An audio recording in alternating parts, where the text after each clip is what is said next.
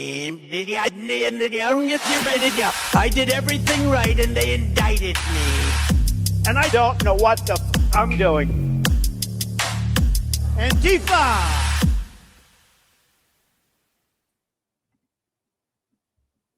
Hello, everybody, and welcome to the Katie Halper Show. We are really thrilled to be here tonight. We have an amazing lineup, and these two guests are someone who I love having on, and I realize it's been way too long. So I'm so happy that we are rectifying that tonight. I'm speaking of the legendary historian Gerald Horne and the tireless journalist Ali Abunimah. So we're really excited. We're going to be speaking to Dr. Horne first, and then Ali Abunimah second. But before we bring these guests on, I have to remind everyone, of course, as always, to please like the stream, give it a thumbs up. Also, if you haven't already, please do subscribe. And to do that, you hit subscribe and then the bell. That way you won't miss any of these great streams that we do, especially because we're adding extra streams. We do those usually Fridays at around noon, and that lets us have on people who either live in areas of the world where it's inconvenient to join at 7 p.m. EST, or people who have to do stuff like take care of their kids at night. So let's see. Past guests include, for instance, Mohammed Marandi, Dr. Mohammed Marandi, who we have on quite frequently to give us a perspective from Iran. We also have on people from the UK.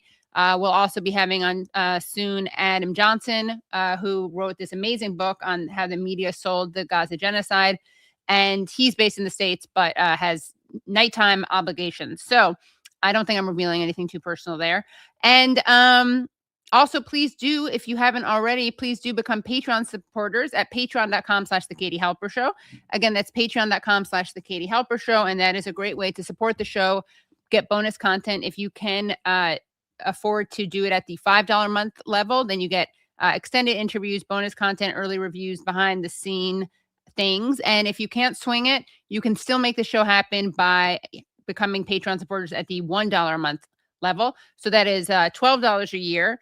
But if you can do the $5 a month level, that's like 25 cents a day, Monday through Friday. Is that correct, Brad? Yes. Okay. Brad is giving me the thumbs up. Yes, that is correct. Yeah. So we are so thrilled to be bringing back onto the show Gerald Horne, Dr. Gerald Horne. He holds the Moores Professorship of History and African American Studies at the University of Houston.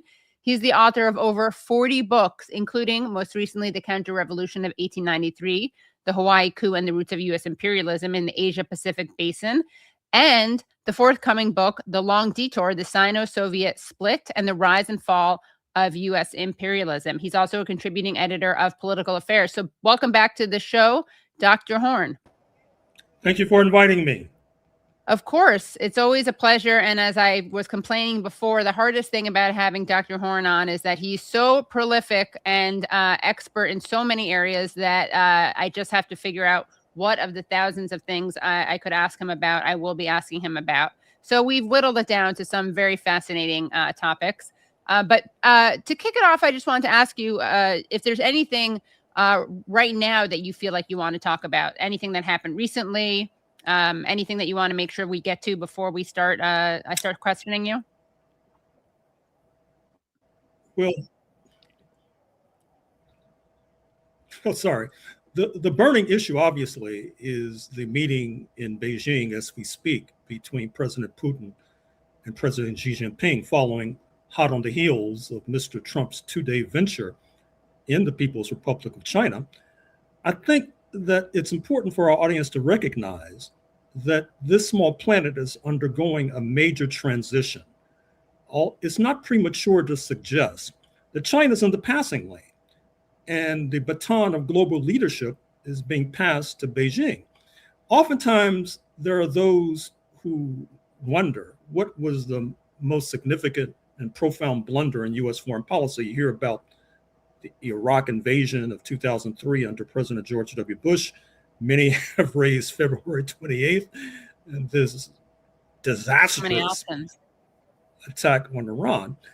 But high on the list, I would argue, is this bipartisan policy, Republican and Democrat alike, ignited by Henry Kissinger and Richard Nixon in 1971, 1972, accelerated by Jimmy Carter and Zbigniew Brzezinski in the late 1970s and cemented by Bill Clinton in 1999-2000, that basically transferred a good deal of the industrial plant of the United States, particularly from the Midwest, across the Pacific to the People's Republic of China. And what's ironic is that the man at the controls under Mr. Carter, when this was happening, was a former leader of the United Auto Workers, a veteran of the anti-communist battles of the UAW, speaking of Leonard Woodcock. And it's ironic indeed that he was largely responsible for what we're witnessing today, which is China in the passing lane and the United States receding into the past. Right. And I've heard you say some very fascinating things about how the left should talk about and think about China. And I've also heard you describe the way that the US's anti-Soviet sentiment has in a way backfired, in that it kind of, in some ways, led to the rise of China throughout the global South. So can you describe this relationship and how this has pushed the US into more drastic, oh, my dog is very upset about this, drastic interventionist actions such as Venezuela, but also the possibility of an oncoming invasion or military action against Cuba? Well, let's start at the last point, which is this really hyperbolic attack on Cuba, which was punctuated just the other day in Axios, which has close links to both Israeli and US intelligence, which suggested that Cuba is developing drones that will be used to attack Guantanamo, the illicit US base on Cuban soil, not to mention Key West, Florida, for example. I think that the rationale was to provide a justification for a US attack on Cuba, which I'm afraid to say may be in the offing because Mr. Trump is notorious for being able to change the subject once he's entered into a disaster, and changing the subject to South Florida and to Cuba would be right up his alley. With regard to anti-Sovietism, you cannot begin to understand how and why it is that how Beijing and Washington entered into what Henry Kissinger called a tacit alliance without understanding their mutual antipathy towards the Soviet Union, which was rather ironic on the part of the People's Republic of China. Recall that the dispute between Beijing and Moscow was ignited in 1956 because Beijing did not appreciate the devaluation of Joseph Stalin by then Soviet leader Nikita Khrushchev. And then things went south further when Mao Zedong in the late 1950s was ratcheting up tensions, he would say, or others would say, with regard to Taiwan, obviously still on the agenda. He felt that Moscow should have rushed to his defense, or rushed to China's defense. Mao Zedong was upset by the Soviet position during the Cuban Missile Crisis, so-called, of 1962. Mao Zedong was upset by the Soviet intervention in Czechoslovakia in 1968.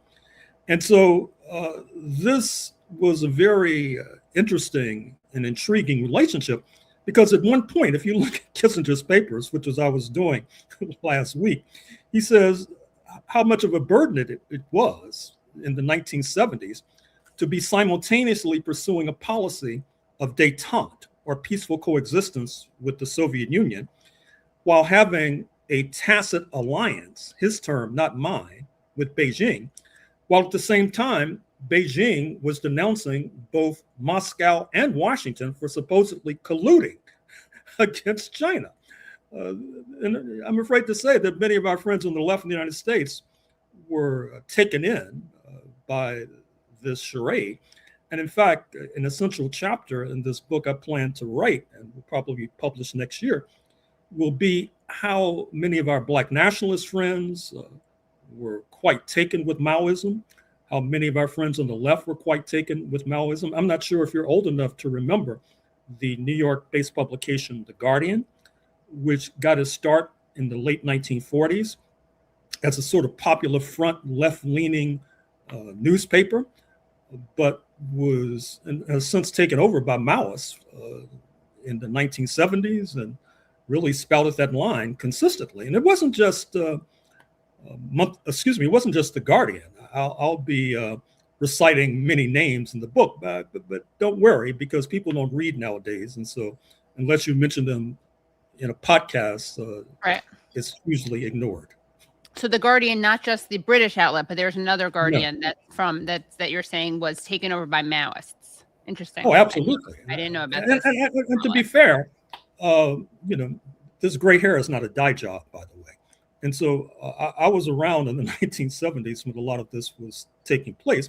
And I must confess, I used to write for The Guardian, albeit not from a Maoist point of view. For example, if you look at The Guardian, which you can still find, either in microfilm or online, you'll find some critiques I was writing of Gorbachev in the late 1980s, which I only found The Guardian useful as an outlet for such opinions. Oh, that's interesting, right? So we can call it, to avoid confusion, it can be The Guardian TM, but TM can be the Maoists, as opposed to the typical TM denotation. I actually wanted to ask you something, because this gets thrown up, these terms get thrown around a lot. There's Trotskyists, Maoists, Stalinists, and I'm not saying that you identify as any of these, but what is this kind of a shorthand for when we say Maoist? Like, what is the world outlook, either historically or now? Because to me, the only thing that Trots means today, I know it has meant historically, but to me, and I'm going to probably get a lot of people canceling the show when I say this, but like, I only see them saying that like people need to condemn, well, now he's gone, but needed to condemn Assad. Like a lot of the people who identify as Trotskyists, that's what they're constantly saying. Things like that. I don't really even understand what it means to be a Trot today. Excuse me, a Trotskyist. So, yeah. Well, Maoism as an ideological trend has declined precipitously over the decades, particularly as China has begun to rise. And so one can only define it as it was in its heyday in the 1960s and the 1970s, which fundamentally meant stern opposition to Soviet policy. For example, in my book on Southern Africa, I point out that oftentimes Maoists would wind up on the same side of the fence as Republican conservatives like Richard M. Nixon and Ronald Wilson Reagan, because they were anti-Soviet. And so as a result, you saw Maoists supporting Jonas Savimbi in Angola, who was Ronald Reagan's favorite freedom fighter, who was fighting the Cuban-backed and Soviet-backed now ruling party, MPLA, Popular Movement for the Liberation of Angola. So Maoism has lost its salience to a certain degree, unlike Trotskyism, which still has organizational form and still has other forms as well. It's interesting. I just saw a family friend of ours who happens to be from, do you remember the Fort Hood 3, the first three Sure. men to go to? So one of them, who's a family friend, Dennis Mora. Yeah, exactly. Yeah. So we just saw him. Dennis, I don't think I'm blowing up your spot or saying anything because these people aren't alive. There's no way I'm going to be embarrassing anyone. But he was talking about how his dad and uncle would fight over China and the Soviet Union. I can't remember which was which, but one was a Maoist and one was I guess a Soviet. What would they call them then? The Soviet side. Well, the insulting term was Stalinist. Right, exactly. Right. So, well, whatever. He was the non-Maoist of the two. And what though is why is China in the passing lane, as you just referred to it? Well, it's due to a number of factors. I've already mentioned one. That is to say, capital, which predictably was in the driver's seat in the United States in the 1970s, if not before, had the bright idea of taking advantage of cheap Chinese labor and helped to develop supply chains, built up the rare earth minerals processing, which Mr. Trump has come to realize belatedly, causing him to cry uncle during the Busan, South Korea summit in November 2025. But it's not just the assistance from U.S. capital. What I pointed out, and what I will continue to point out in this forthcoming book, is that you have to understand the role of the Chinese diaspora as well. Those who are familiar with the political economy of Southeast Asia, for example, know that the elites are heavily and disproportionately comprised of Chinese Indonesians, Chinese Filipinos, for example, Chinese Thais, for example. And when the Chinese economy opened up, as they say, under Deng Xiaoping, the paramount leader for a good deal of the 80s and 90s, the Chinese diaspora began to pour their capital into the People's Republic.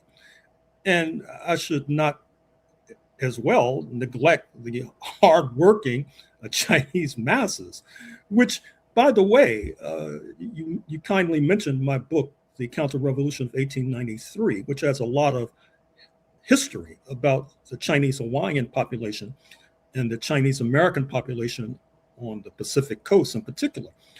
And what's remarkable, as I talk about in that book, is that if you look at the Chinese Exclusion Act of 1882, which is quite unusual in terms of trying to ban from these shores an entire ethnic group, there was so much hysteria about Chinese workers. They were said to work too hard. And just like in certain high schools in California, there's hysteria about having Chinese classmates that said that they work too hard and make little Johnny and little Jennifer leave them sprawling in the dust. And so in order to understand why China's in the passing lane, we not only have to understand the blunders of US imperialism, but also the investment of the Chinese diaspora and the tireless labor of the Chinese masses and working class. Well, I mean, shifting gears a little bit, although it's all obviously quite related. President Trump liked to describe himself and ran as an anti-war president, right? A president of peace. I know it is hilarious. He's bombed 10 countries since he assumed office the second time around. How do you understand the new world order that we're in as a historian? Or is it a new world order? Or is this a continuation in some ways? Well, I think the dominant tendency, as I suggested a moment or two ago, is a new world order. And this is going to have maximum impact because if you look at the national security strategy of the Trump White House in late 2025, it stunned many by having a focus on the hemisphere as opposed to a focus on China and Russia, which was predicted. And then we saw an expression of that on January 3rd, 2026, with the abduction of the president of Venezuela, Mr. Maduro. You see it now with regard to the pressure on socialist Cuba. You see it now with regard to the impending indictment of many Mexican leaders.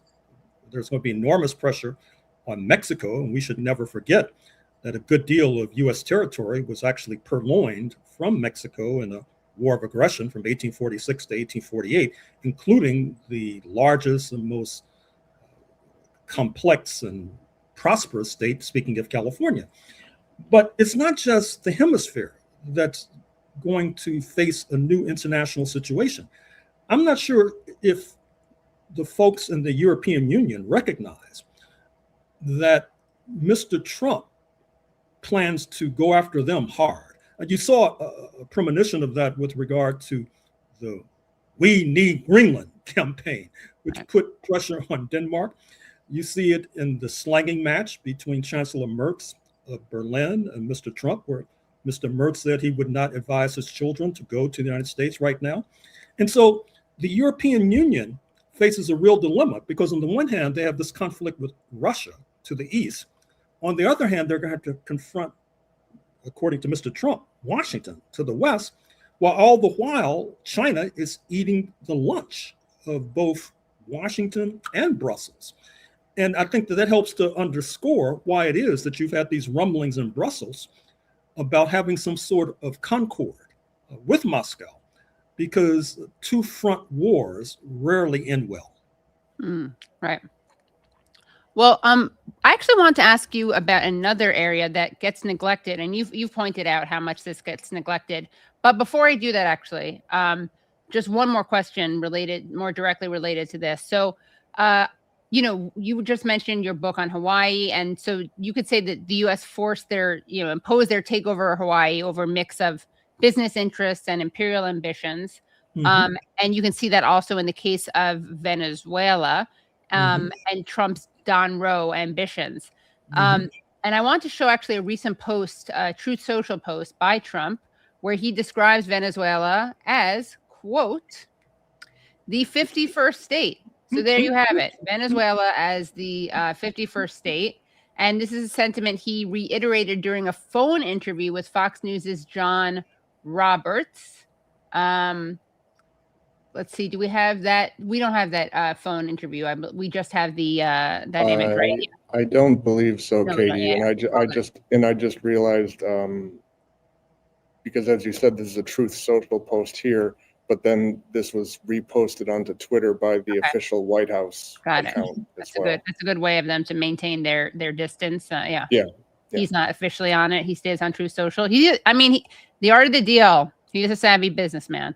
But what are your thoughts on this? I mean, this is kind of like I've made this joke before, and it's not even a joke. It's actually kind of just true, which is that you can play this game called Who Said It, Trump or Chomsky, because Trump and Chomsky will say the same thing from different perspectives, right? Like something that other people would say is a critique, a scathing critique, Trump just says out loud, right? So like Trump is treating Venezuela like the 51st state of the United States. Well, Trump himself will say that. So what are we to make of these proclamations? Well, I should have mentioned in my litany about the hemisphere, Mr. Trump's threats in early 2025 to make Canada the 51st state. And indeed, in Canada, there's considerable concern about the Texas of Canada, speaking of the oil-rich province of Alberta, where there is the possibility of a referendum within a few months that could allow for a certain kind of secession from Canada, and then presumably a gobbling up of Alberta by the United States of America.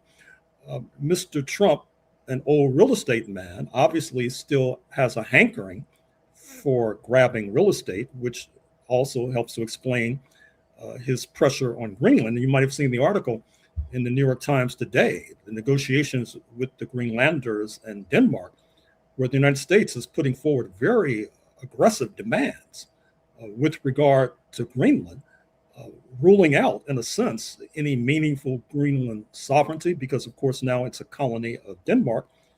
And that in turn has led to France sending more forces to Greenland. Canada has done the same thing.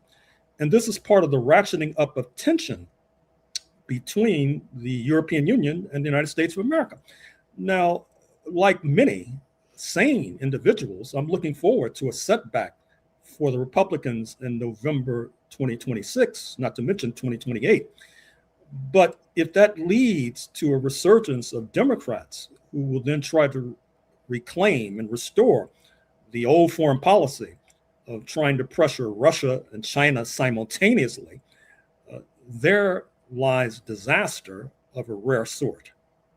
Right. And I should also say, I mentioned this interview, but I want to just show this because I think it's worth taking a look at.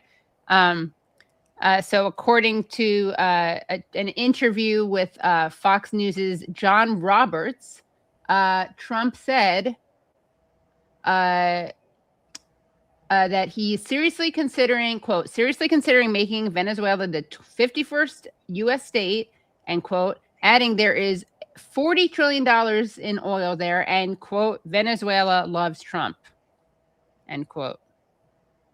I mean, some Venezuelans love Trump. I don't think they represent the most Venezuelans. Certainly a lot of the Venezuelans in the United States, which is something that happens a lot. You know, you have the kind of spokespeople from certain countries who have already left those countries. Of course, not in all cases, but often you have the people who are not necessarily most representative of the population in their homelands coming over and claiming to represent, you know, some kind of monolith. You see that with Cuba and you see that with Venezuela, for instance. And there's often a racial, a pigment correlation as well. To put it mildly. And I must say that many of us are concerned about the policies now being pursued by the present regime in Caracas. Now, we know that they're under tremendous pressure in light of January 3rd, but having said that, many of us were disappointed by the apparent successful attempt to extradite Mr. Saab, a Colombian Venezuelan national who was quite close to Mr. Maduro. Supposedly he's being extradited to New York, and supposedly, if you believe press reports, he will be a witness against Mr. Maduro whenever Mr. Maduro stands trial. That is a large assumption. First of all, a trial, and second of all, that Mr. Saab will become a witness against him. But this is very disappointing. But in a sense, it's predictable. I should also say that many of us are concerned about this territorial dispute between Guyana, the only English-speaking country in South America, and Venezuela, with Venezuela claiming a good deal of Guyanese territory based upon what they see as a fraudulent judicial ruling from the World Court in the late 19th century, early 20th century. This is a very rich and resource area that we're talking about. And I noticed that Delcy Rodriguez, the current leader of Venezuela, was at The Hague just the other day, where, by the way, she rebutted this idea that Venezuela will become the 51st U.S. state. Right. Well, I wanted to ask you also about Africa, because you've pointed out during many interviews how this is kind of an area that gets neglected. What do you think people need to know about? I mean, it's not, again, speaking of monoliths, this is a huge continent. But there are a lot of stories that get ignored, ranging from, what's happening in South Africa to things that are happening in the Sahel. So what do you think are some important things for people to know about? Well, let's start with South Africa. Folks in the United States should be quite concerned about the fact that the supposed anti-immigration president, Mr. Trump, is opening the door to the migration of thousands and thousands and thousands of so-called Afrikaners. These are the European descendant folks. Many of their ancestors settled in the southern tip of Africa post 1652. On the one hand, that's good news for South Africa because they comprise a significant core of the ultra-right in South Africa. And the ultra-right has been causing quite a bit of problems in South Africa of late. But it's bad news for the United States because, first of all, our tax dollars are going to support these people as they move into various U.S. communities. And inevitably, they'll join the ultra-right here in the United States of America. The ultra-right has enough support in the United States of America without admitting more Afrikaners. And then there's the impending impeachment of President Ramaphosa, which I think is quite illuminating. To make a long story short, he has been accused of currency violations. There were thousands and thousands of dollars found in a couch on one of his properties. Mr. Ramaphosa is a billionaire. But this tells a tale because pre-1994, he was a crusading lawyer for unions, for example. But as South Africa surged to independence in 1994 with the collapse of the Soviet Union, which had been the major supporter of the ruling African National Congress and their ally, the South African Communist Party, folks like Mr. Ramaphosa were dispatched into the private sector, and he's done quite well. But this also upset the class forces within the ANC leadership because the ANC has been a broad church with many pews, with working class members, capitalist members, etc. But with the rise of a unipolar world under US hegemony, this gave impetus to the rise of the capitalists, symbolized by Mr. Ramaphosa, who now is facing impeachment. And this also led to a rift with their alliance partner, the South African Communist Party, which will be running candidates against the ANC in coming elections. With regard to the Sahel, it's very hopeful and very promising in the sense that Burkina Faso, Niger, Mali are trying to pursue progressive policies, but they're under siege by religious zealots who call themselves Muslims. It's very concerning. Just in Mali, a few days ago, the Minister of Defense was killed by these religious zealots. They attacked his house, killed members of his family as well.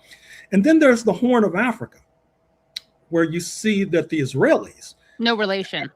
Sorry, couldn't help it. Of course, have recognized Somaliland, the breakaway province from Somalia, because they're concerned, A, with Ansar Allah, the so-called Houthis across the Red Sea in Yemen, who had helped to shut down the port of Eilat in the wake of October 7th, 2023. And they're also concerned, speaking of the Israelis, about the Turks, who have a stronghold in the larger Somalia, conducting everything from picking up the garbage to airport security, educating Somali youth in Ankara and Istanbul, not to mention constructing a spaceport. And so what you see is the Israelis are fighting their battles with their various foes on African soil, which is the last thing that Africa needs. And I should mention in this litany the rather dastardly role of the United Arab Emirates, a major target of the Iranians during this post-February 28th conflict, who are not only involved with regard to some of the hotspots I've just mentioned, but also heavily involved in Sudan, which is probably the bleeding sore of human rights violations on planet Earth today. That is to say, this conflict between the government and the so-called rapid support forces, which is analogous to the Navy SEALs or the old-time Green Berets, for example. The UAE is supporting the latter, and it's caused a human rights catastrophe. Right. And of course, you know, this is an area of the world that gets either neglected by the media or totally infantilized. Well, it seems to me that if you're going to be a serious political analyst or a serious political operative, it's incumbent upon you to have a global analysis. Because if you have just an analysis of the North Atlantic, then you'll miss the role of China. If you just have an analysis of China, you might miss the role of the North Atlantic or the role of the United States in the hemisphere. And since some of the most crucial battles are being fought on African soil, for example, I could have mentioned the contestation between Russia and France in the Sahel, for example, all of the negative publicity that China has received because of its role in Africa. So if you're really serious about change, about radical change or even reform, you really need a global analysis. And that's one of the problems in the United States. The short shrift that is given to Africa means that there's no global analysis, which means basically that your overall analysis is lacking. Right. And I said that Africa is often infantilized, and a friend wrote to me, and barbarized, which is actually very true. That's another trend that we see. And that's also a trend that we'll see, and this will come up in the next segment, this totally racist representation and presentation of Palestinians, / of Arabs, you know, because there's this whole flattening of the Arab world and the African world, and different news outlets have this bias. They kind of have different flavors in the way that they express it. And sometimes it's more overt, like on Fox News. But then, as we'll talk about in the next segment, it can also be expressed in just the way that certain lies are perpetuated. Mass rape hoaxes, for instance, are spread by the same mainstream media that refuses to acknowledge the actually documented rape of Palestinians by Israel. And this has all the sorts of colonial precedents. And I know that you've spoken about this as well, Dr. Horne. Well, for sure. And speaking of the latter, I should mention the current controversy involving New York Times columnist Nicholas Kristof, who did this investigative story about rapes of Palestinians. It was quite chilling to read. I found it difficult to read, particularly the parts dealing, believe it or not, with bestiality. And now the Israelis have responded vigorously, shall we say. There have been protests, as I understand it, the New York Times headquarters in Manhattan. There's a campaign to see prize-winning journalist Mr. Kristof sacked. And I think that it's a reflection of the sensitivity, excuse me, of the Israelis with regard to having their dirty linen hung out for the public to view. And speaking of dirty linen, I would be remiss if I failed to mention another U.S. angle. Some in your audience are probably familiar with Jonathan Pollard. Yes. A Jewish American, born in the former slave port or raised in the former slave port of Galveston, Texas, who was convicted of spying for Israel, basically sending some of the most sensitive U.S. secrets across the Atlantic to the Israelis. And then the Israelis campaigned for him to be freed, which he was some years ago. But now he started a new party in Israel, which is, to put it euphemistically, a neo-fascist party. And it's rather ironic that Mr. Pollard, who had roots in this settler colony in North America, now is pursuing his ambitions in the settler colony now known as Israel. Right. Yeah, it is rich, and you kind of can't make it up. And one thing I would just say, though, about this is perhaps a weird point to make, but you said bestiality, and I don't even think that's an appropriate term, because that describes a kind of almost like not consent. This is a very awkward thing to say, but like a sexual proclivity, as opposed to what we're seeing here, which is like rape with the use of dogs, which I think is slightly different. I know it's horrible to say as someone who, obviously, I have a dog, you just heard, but it's in other words, it's not like a consensual thing on the part of the human beings. It's just a form of, it's like sexual sadism and punishment. And we had on Ryan Grimm last week. I had him on with the great Mohammed Shahada. And as I said before, there were very few outlets that initially would even look at both the mass rape hoax, but also would look at what had been done to Palestinians. And one of those outlets was indeed Electronic Intifada, the founder of which is our next guest. But, one of the things that we talked about in that stream that I did with Mohammed and Ryan is that, when you're covering stuff like this, part of the challenge is that it's so despicable and horrible that it's hard to cover it, but it's kind of our responsibility to cover it, especially because it's so weaponized in one direction or another. And the other thing that happens all the time is because our Western media, our corporate media, is so complicit in the genocide, you sound like a conspiracy theorist if you say certain things, right? You actually sound like you're, a tinfoil hat person. Ironically, you can often point to Israeli media to back it up, because they don't have the same claim of being, they don't really pretend to see Palestinians as human beings, so they're much more comfortable reporting on it. But I actually, we're running a little bit behind, but I thought it would be really great to have you and Ali Abunimah on together for a little bit. I wanted to ask both of you about something, but also just give you the chance to talk on the same show. So I'm going to bring on Ali Abunimah, who is the founder and editor of and the director of the Electronic Intifada, an independent nonprofit publication that focuses on Palestine. And he's also the author of One Country, a Bold Proposal to End the Israeli-Palestinian Impasse and the Battle for Justice in Palestine. So welcome, Ali.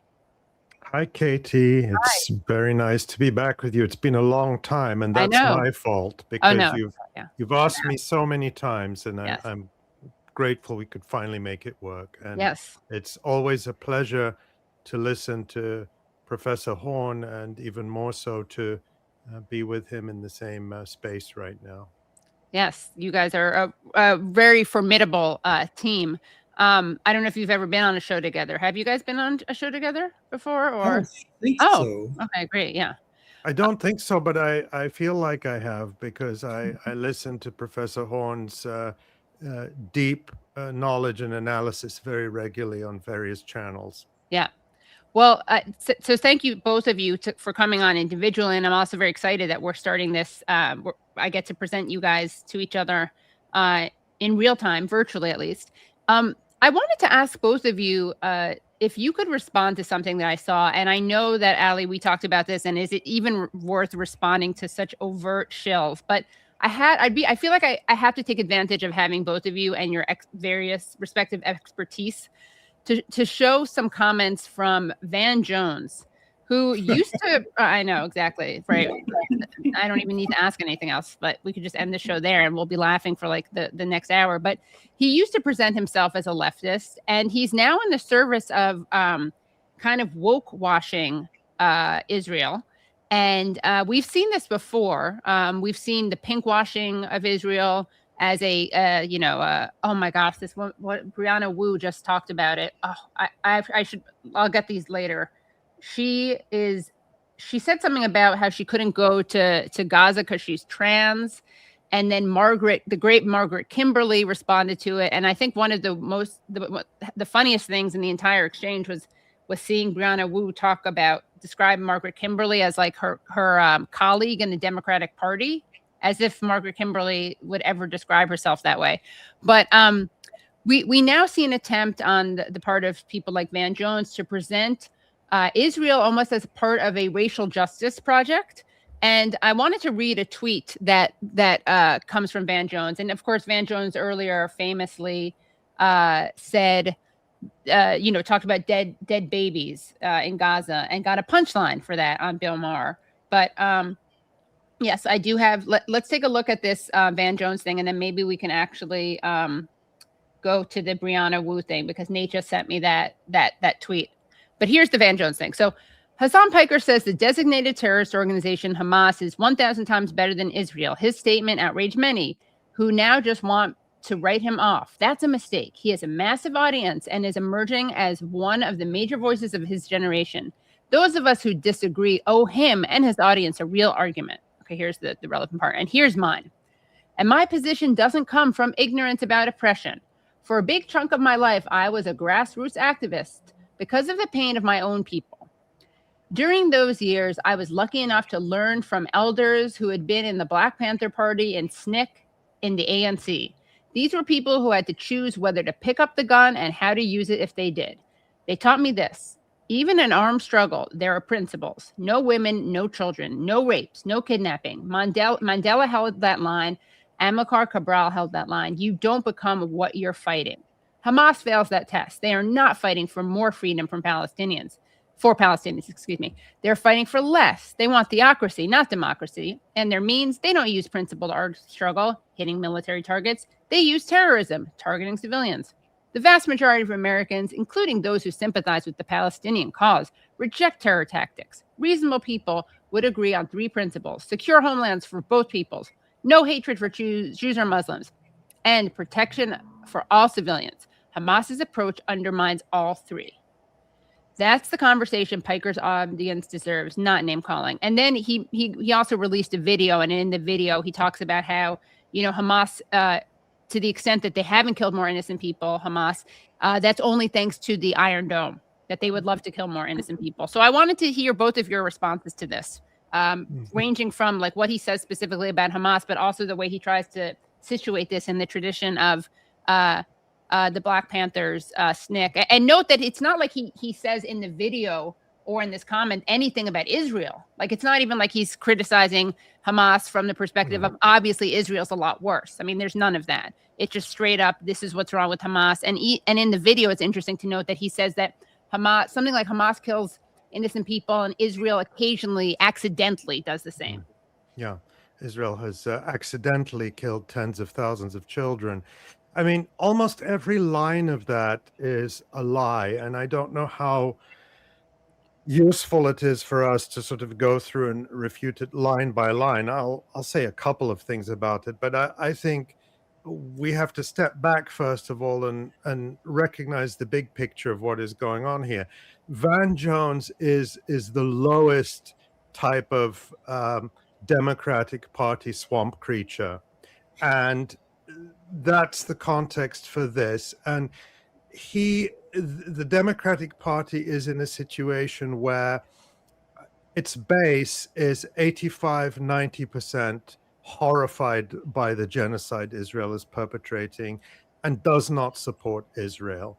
And Hasan Piker is somebody who, I agree with sometimes I don't, but he's somebody who is inspiring and gaining traction for among a lot of younger people who want to have progressive candidates to vote for inside or outside the Democratic Party.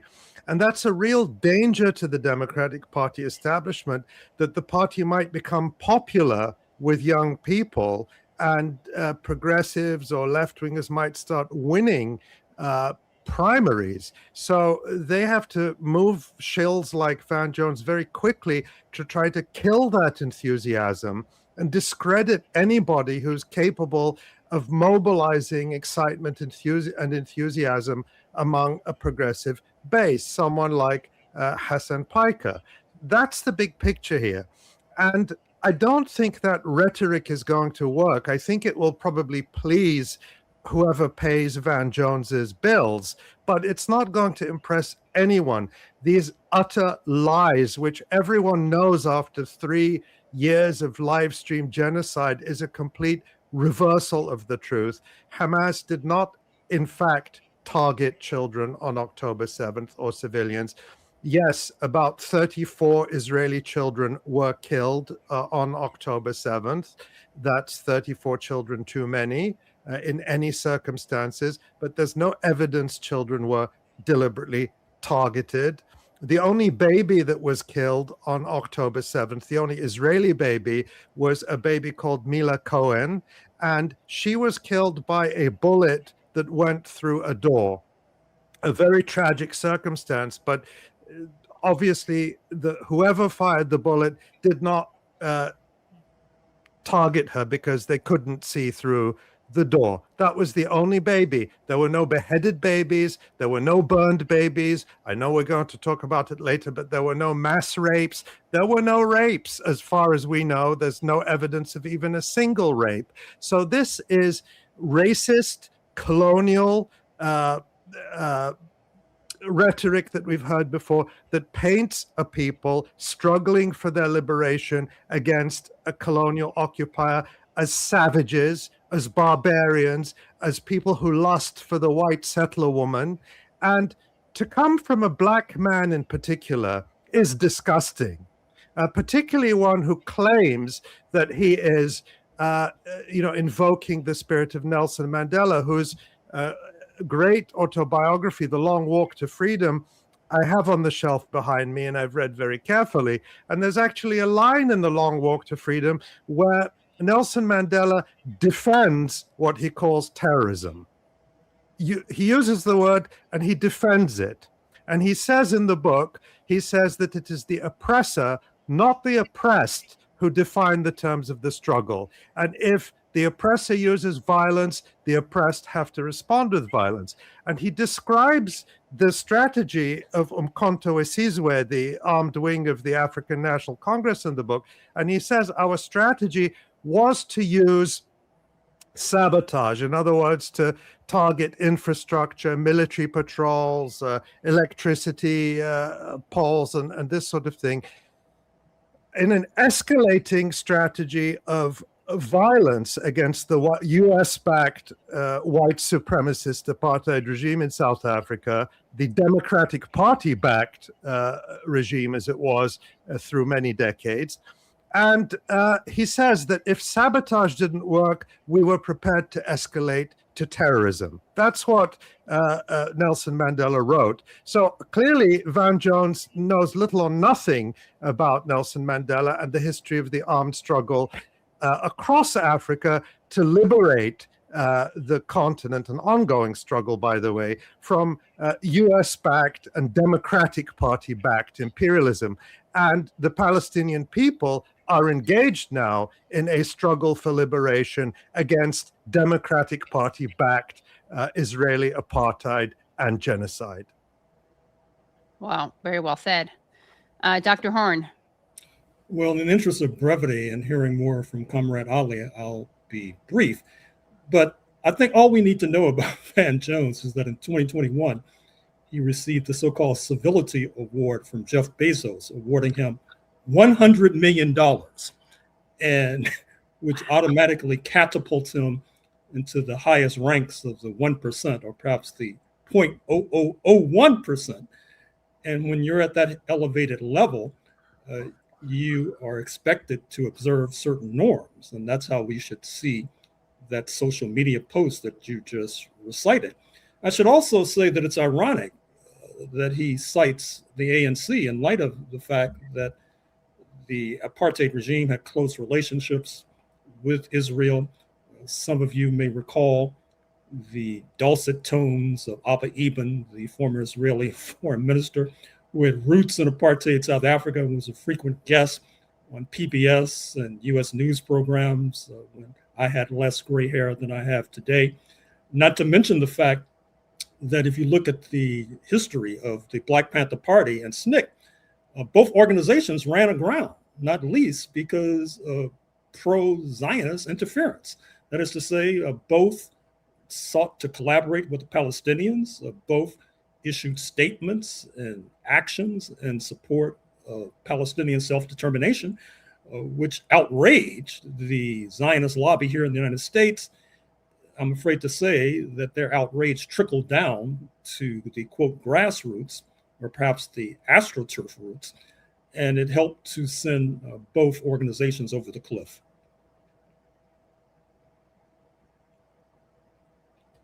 Sorry, yes, that is important. And, you know, I don't know if I blacked that out or blocked it. I didn't know. I don't know if I ever knew that about Van Jones, but that's kind of remarkable. It also makes it what he did it makes it explainable, not explainable. It creates important context, but also makes it that much less forgivable. I mean, he has enough money not to have to do this. I don't know if that makes it better or worse. Well, maybe you should look at it the other way. He has so much money now, he has to do it. Right, exactly. Exactly. To maintain his place in civil society. Well, Dr. Horne, anything else that you want to make sure that you mention before we let you go? And I hope again we hear from you much more with a much shorter break than it's been. I was looking at. I haven't had you on in a few years, so we definitely want to make sure that doesn't happen again. But any last words for this appearance? Well, no, just thank you for inviting me, and all who are interested in significant change should be watching this summit in Beijing between Mr. Putin and Mr. Xi Jinping, and perhaps contrast it with the preceding summit with Mr. Trump and Mr. Xi Jinping. I think that kind of comparison will be quite enlightening. All right.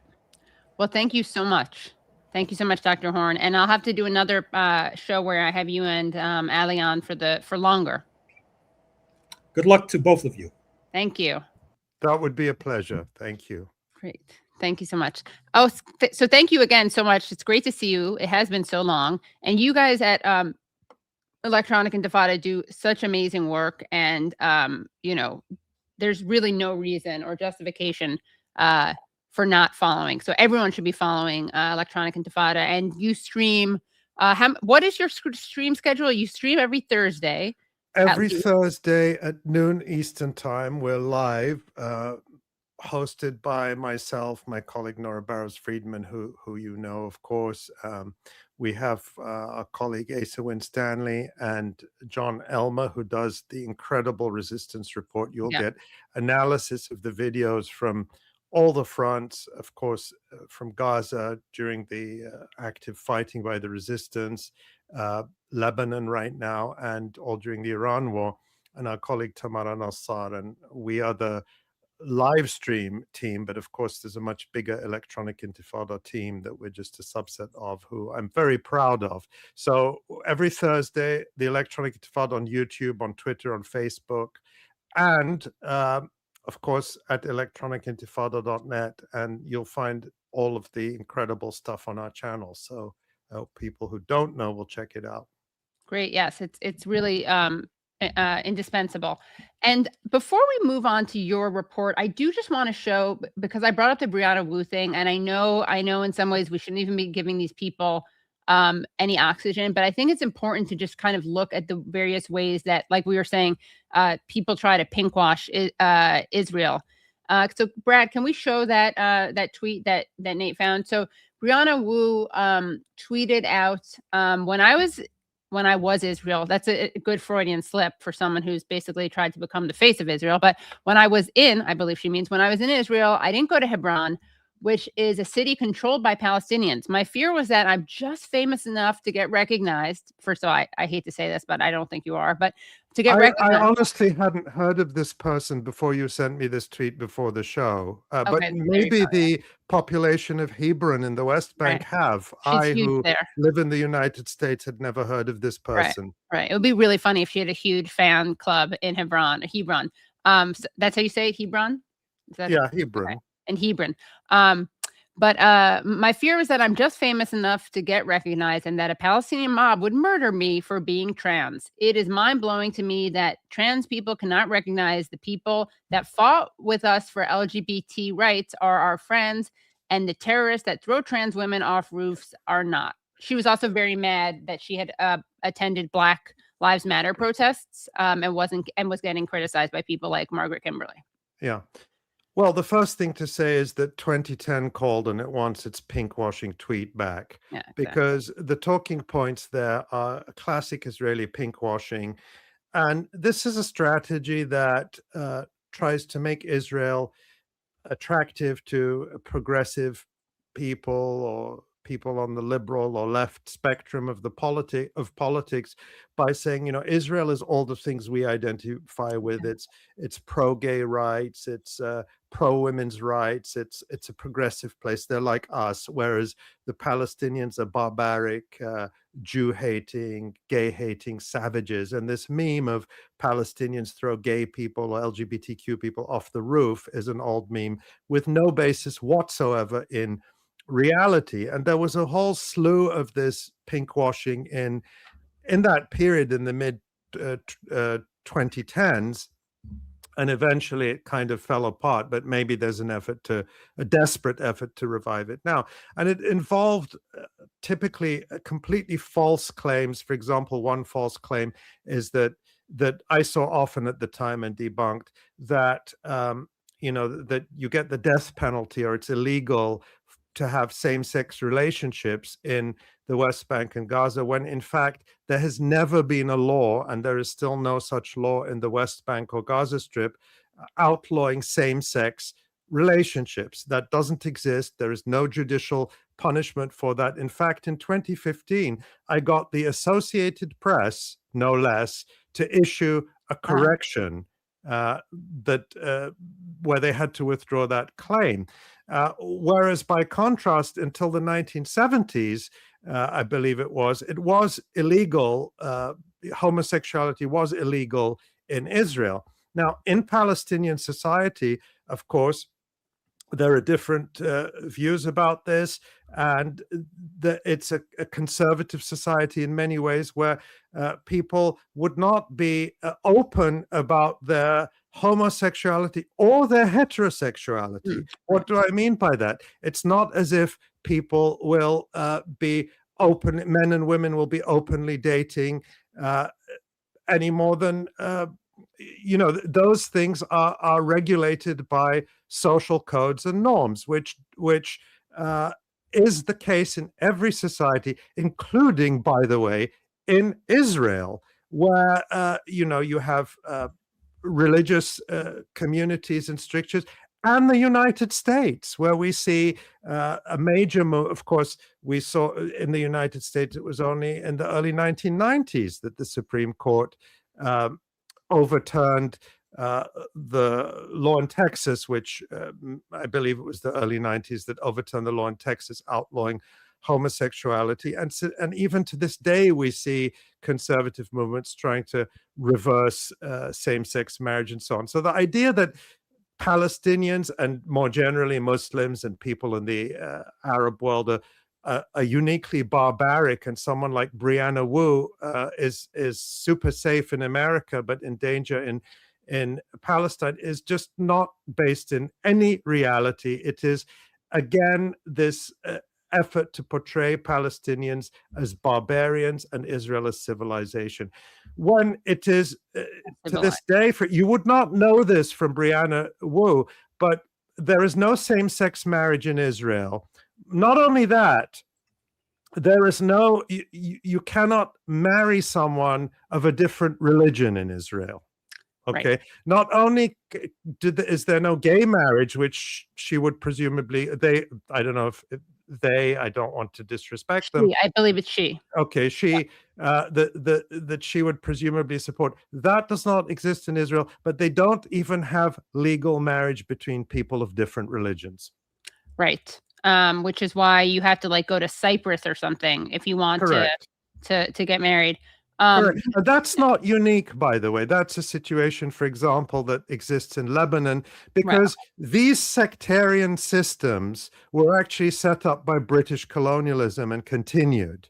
But it's not the case that Israel is some unique haven of progressiveness and universalism.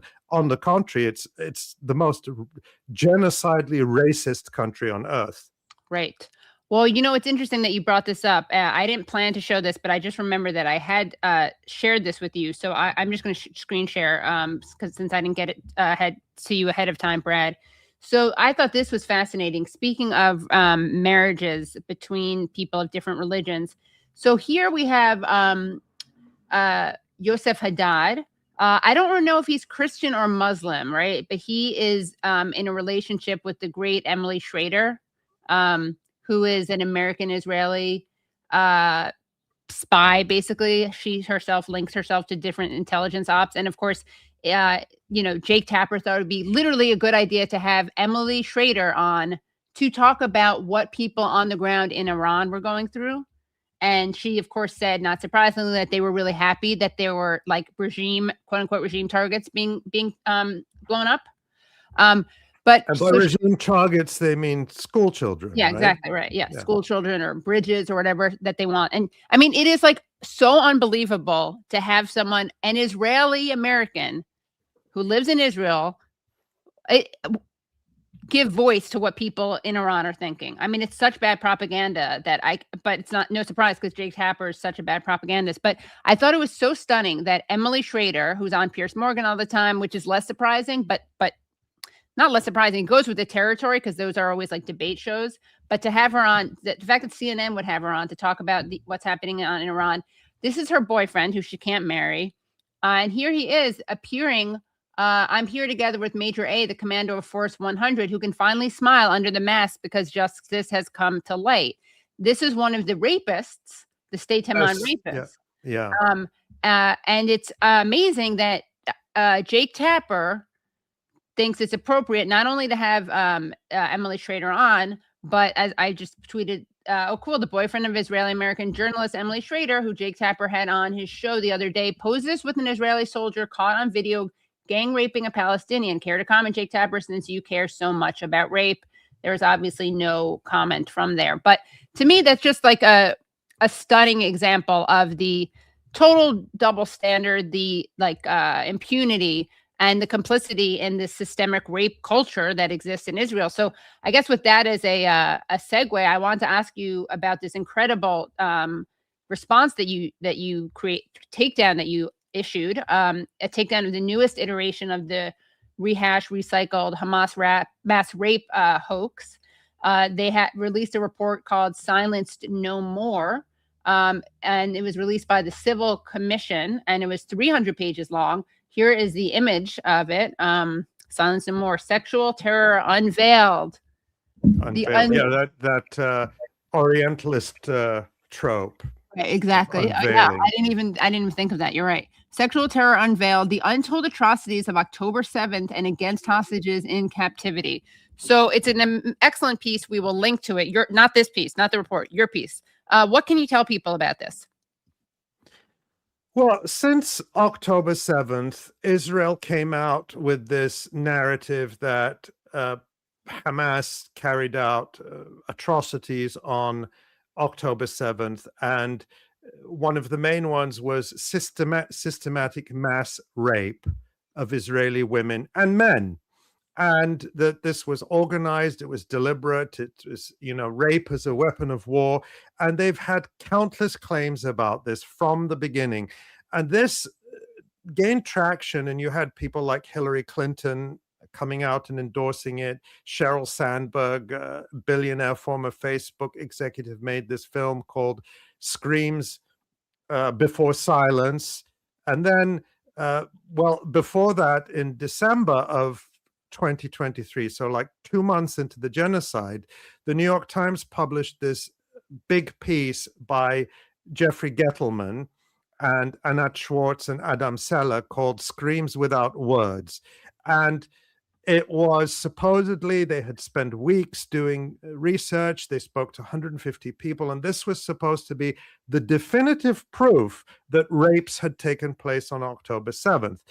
Very quickly, this turned into one of the biggest scandals in recent history of the New York Times. The story fell apart completely. First of all, the main person they claimed was raped on October 7th, a woman called Gal Abdush. Her story was sort of the hook for this whole big piece.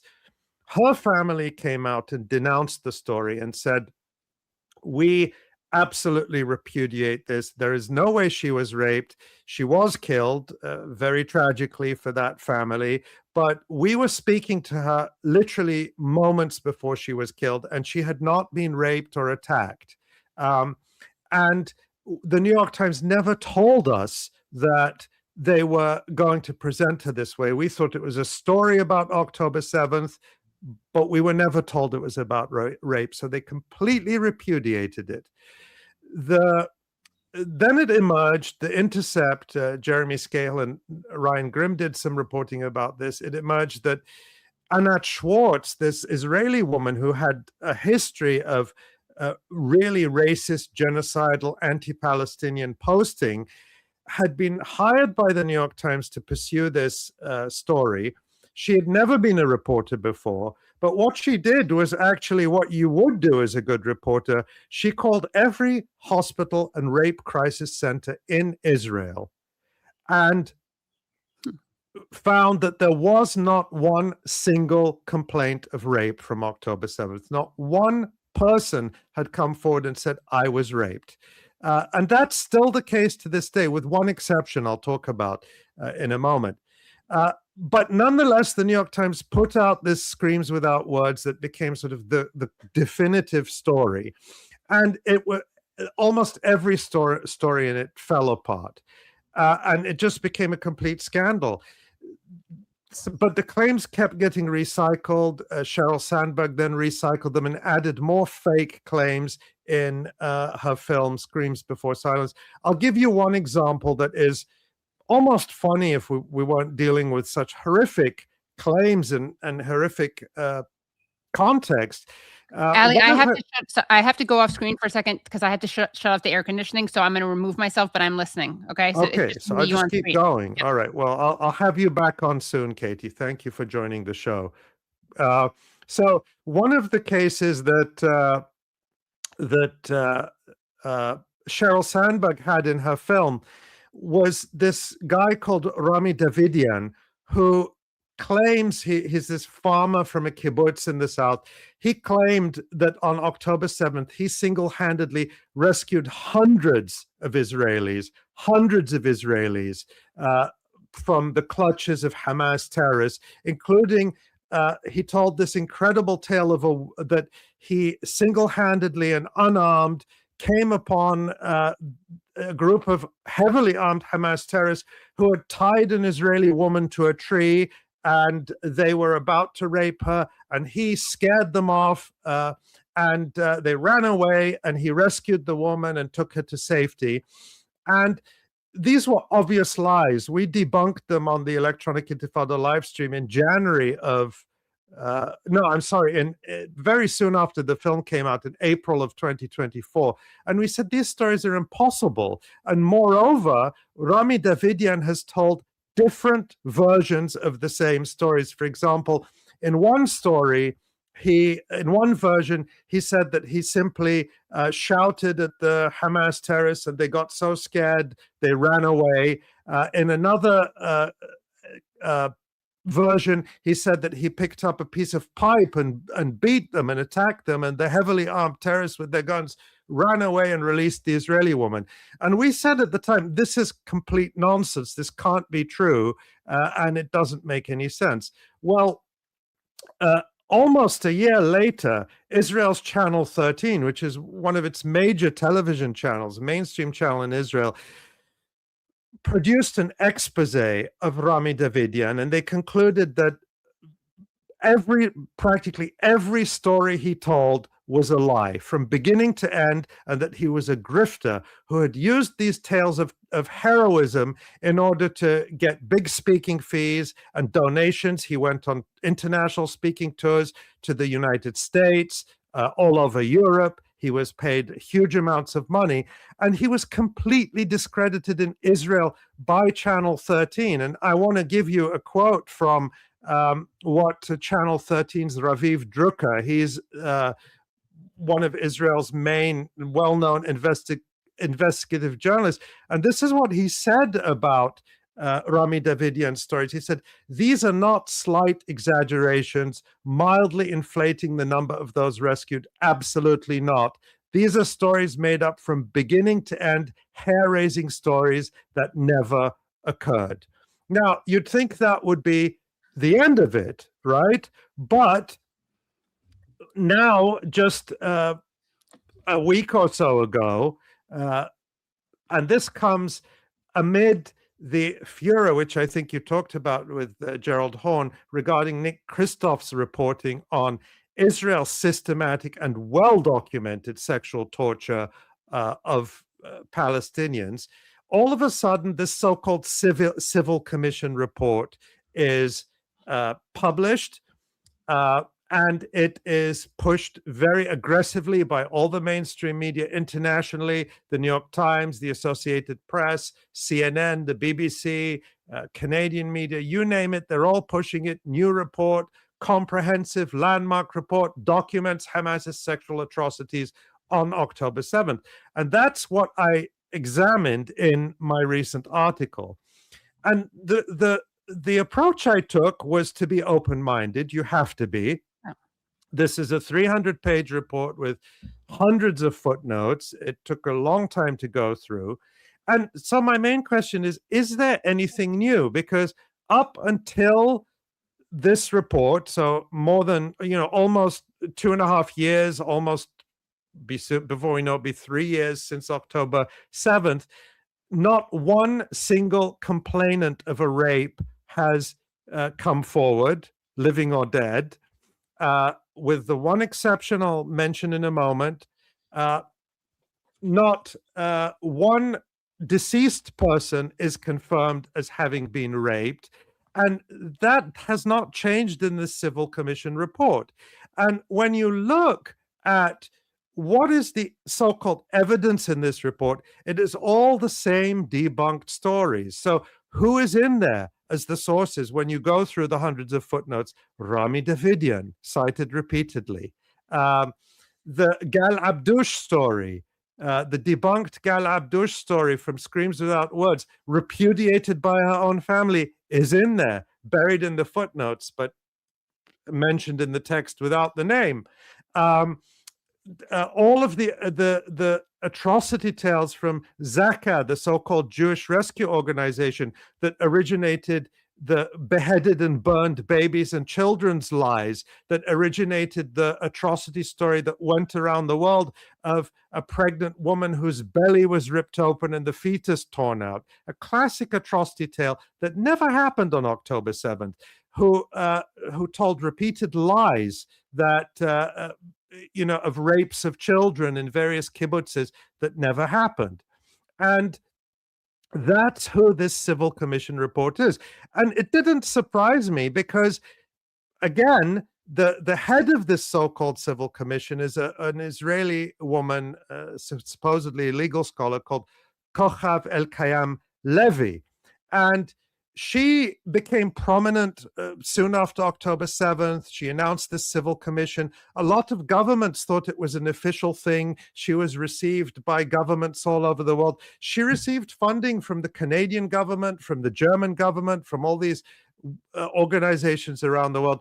Well, she too was exposed in Israel by Israeli media as basically a grifter. And Yediot Ahronot, which is one of Israel's main newspapers, its online version, Ynet, did this story saying how even government officials, the Israeli government, a government not exactly known for its probity and honesty, was saying that this woman, Kochav El-Kayam Levy, was discrediting Israel with her atrocity tales. She was spreading stories that were discredited. Her research is no good. Her methods are no good. Plus, she's going around collecting money from everyone, a la Rami Davidian. So this is the person who issued this report. And what I set out to do is to show people how, what utter nonsense it is, but it's dangerous nonsense, because this kind of atrocity propaganda is being used to fuel and to try to generate consent for this ongoing genocide. Yes, 100%. I mean, in fact, I don't think I realized it until I did this presentation at this Gaza tribunal in Istanbul on media complicity in genocide. And I focused on the sexual violence and rape. And I didn't realize until I was preparing for that, because it's so obvious. And we're going to take a look at a clip in a second of Dana Bash talking to Pramila Jayapal. But by the way, I'm sorry to interrupt you, Katie. Can I say one more thing? Because I promised I would address the one case. And I should do that because I don't want it to be incomplete. But hold your thought, if I may. Yeah, of course. Yeah. Yeah. So again, not one complainant. And in last year, an Israeli prosecutor actually came out and said, we don't have a single complainant.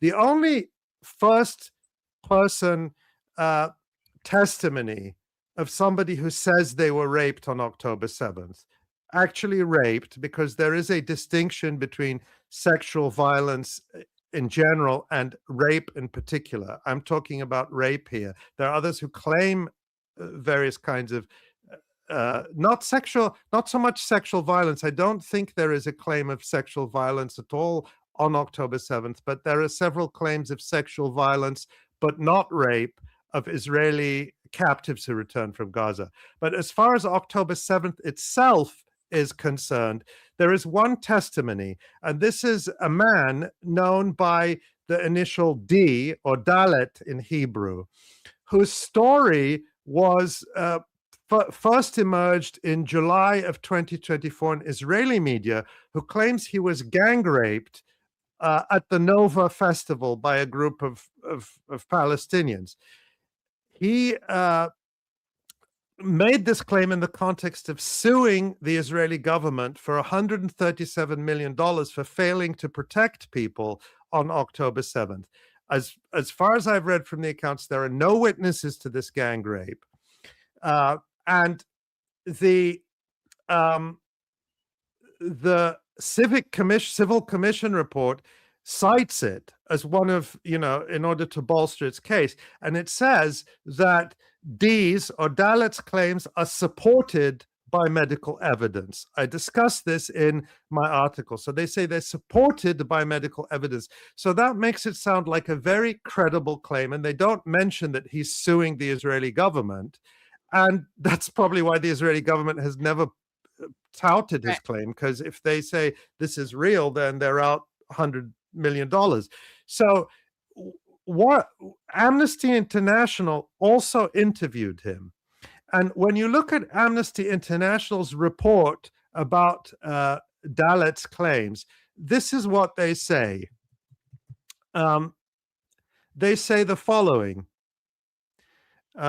So I write, Amnesty International also previously interviewed D and reviewed his medical records. Its account suggests there is much less substance than the Civil Commission would like people to think. According to Amnesty, quote, the reports show that he visited the doctor twice in March and May 2024, that he reported during both visits anxiety and fears from having been at the Nova Festival when it was attacked, and that he reported during the second visit having been subjected to sexual assault at the Nova Festival site. So according to Amnesty International, that's what his medical records reveal, that he self-reported the sexual assault during his second doctor's visit in May of 2024, more than 6 months after the alleged event. the medical records, according to Amnesty, do not contain any physical evidence supporting that he was raped on October 7th. But when you read the Civil Commission report, it says that his claims are, quote, supported by medical evidence. Right, as opposed to the fact that he told it to a doctor. Sorry? As opposed to what really happened is that he said to a doctor that this had happened, but there was no like forensic evidence. Correct. No forensic evidence for him or anyone else. There is no forensic evidence of rape or sexual violence for anyone else. And I explained that in my article. But that's a really good example of the kind of deceptive language and distortion and misrepresentation in this report that is being, hailed by legacy media all over the world. Right. And, there's some people I know who are very critical of Israel, but they still think that there's evidence in the form of an ICC report. Do you want to address that briefly? I know you've written about this in another piece. Yeah, I've seen people who say, but the International Criminal Court, didn't they charge Hamas leaders with responsibility for sexual violence? And in fact, what happened, because I wrote about this at the time, this was back in May of 2024, you'll recall that when the International Criminal Court indicted Benjamin Netanyahu and Israeli Defense Minister Yoav Gallant, they also indicted 3 leaders of Hamas because you have to have balance, right? So what did the indictment actually say? And this is really where you have to pay attention to what the words say. So Khan's charges, Karim Khan, the ICC prosecutor, charged Hamas leaders with crimes including, quote, rape and other acts of sexual violence as crimes against humanity, and also war crimes in the context of captivity. So those charges were only related to alleged sexual violence or rapes against Israeli captives in Gaza, even though in the Civil Commission report, there is not a single first-hand testimony from an Israeli captive who returned from Gaza saying, I was raped. Right. There is one testimony of a woman who already went public, it was in the New York Times, who says that she was the victim of a sexual assault, but not rape. And there are other testimonies from Israeli women who returned from Gaza who said, I was not raped, right. But there is no testimony of somebody who says, I was raped. Not even an anonymous testimony, not even a testimony where they say, well, obviously for privacy, the person doesn't want to be named, very understandable, but a person who was held in captivity in this place and this time says they were raped. That testimony does not exist as far as the Civil Commission report is concerned. Nonetheless, the ICC speculatively accused Hamas leaders of responsibility for sexual violence and rape in the context of captivity.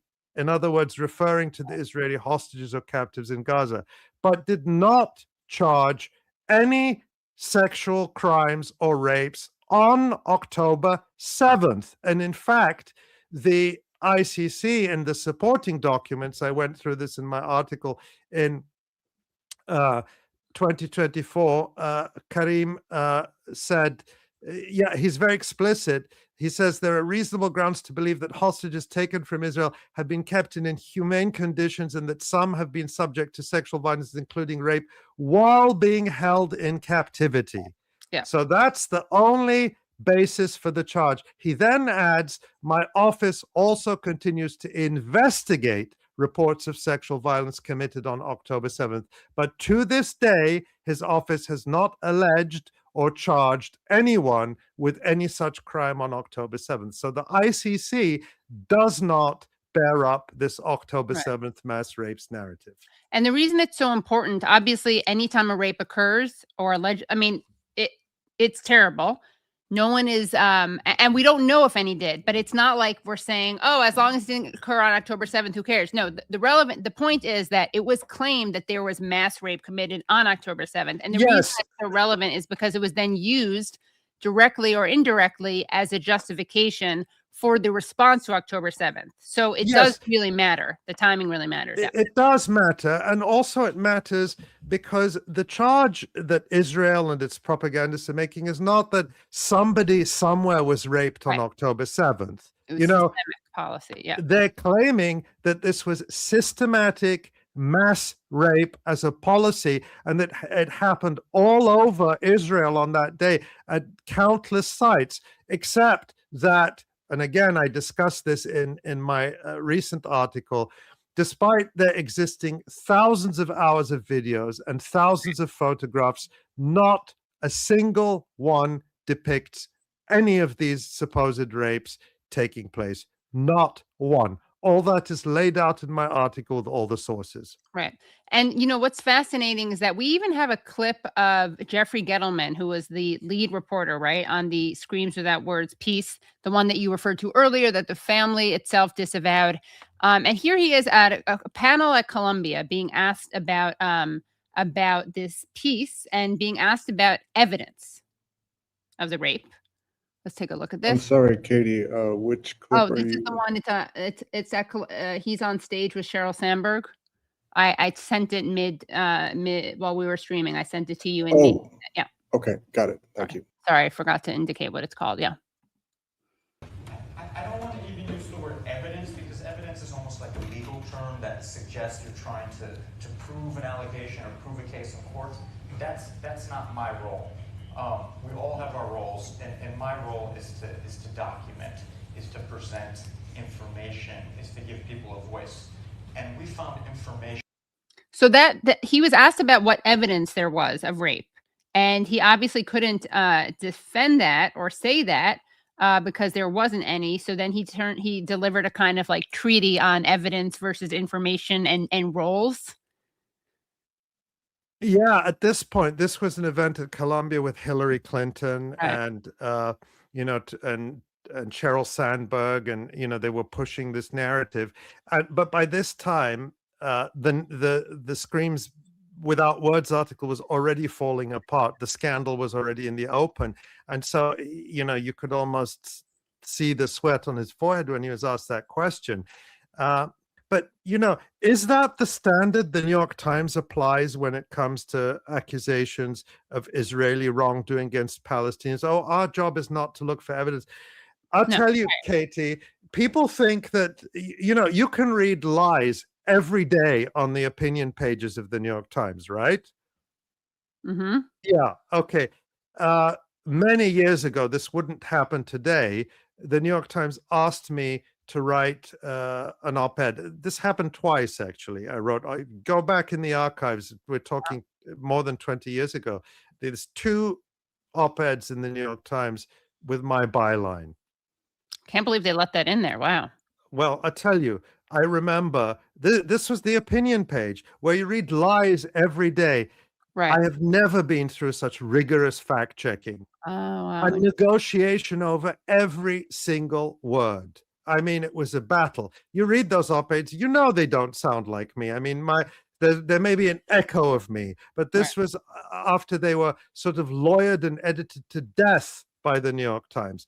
That's what it's like when you're writing as a Palestinian or about Palestinians without being hostile to them. Right. But that kind of rigorous fact-checking is, of course, not on the opinion page. Otherwise, I mean, the Nick Kristof controversy is remarkable because it's a rare case of truth about Israel being published on the opinion page in such graphic and extraordinary detail.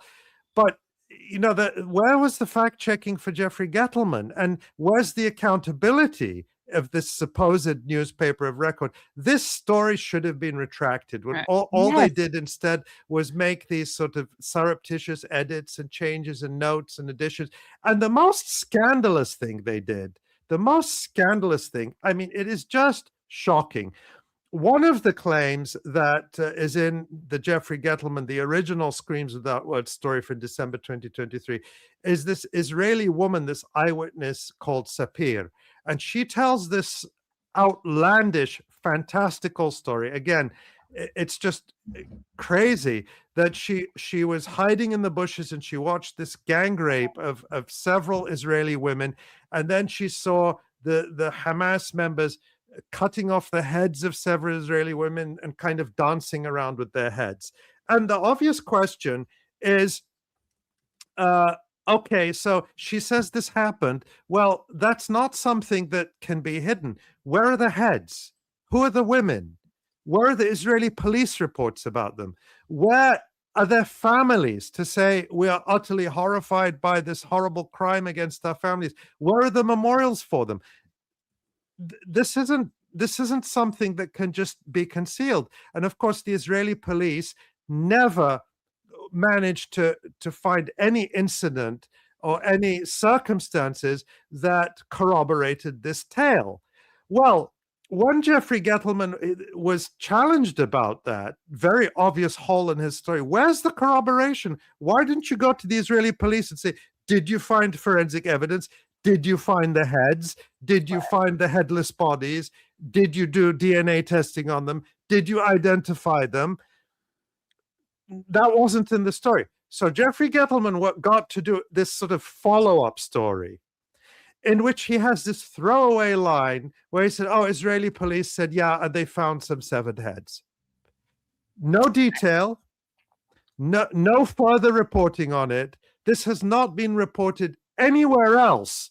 That would be a big story, right? That would be, right, yeah. Benjamin Netanyahu would have held a press conference about that. It would be front page news everywhere. This is the corroboration that's needed. We found the severed heads. We know who these women are. These were the horrible victims.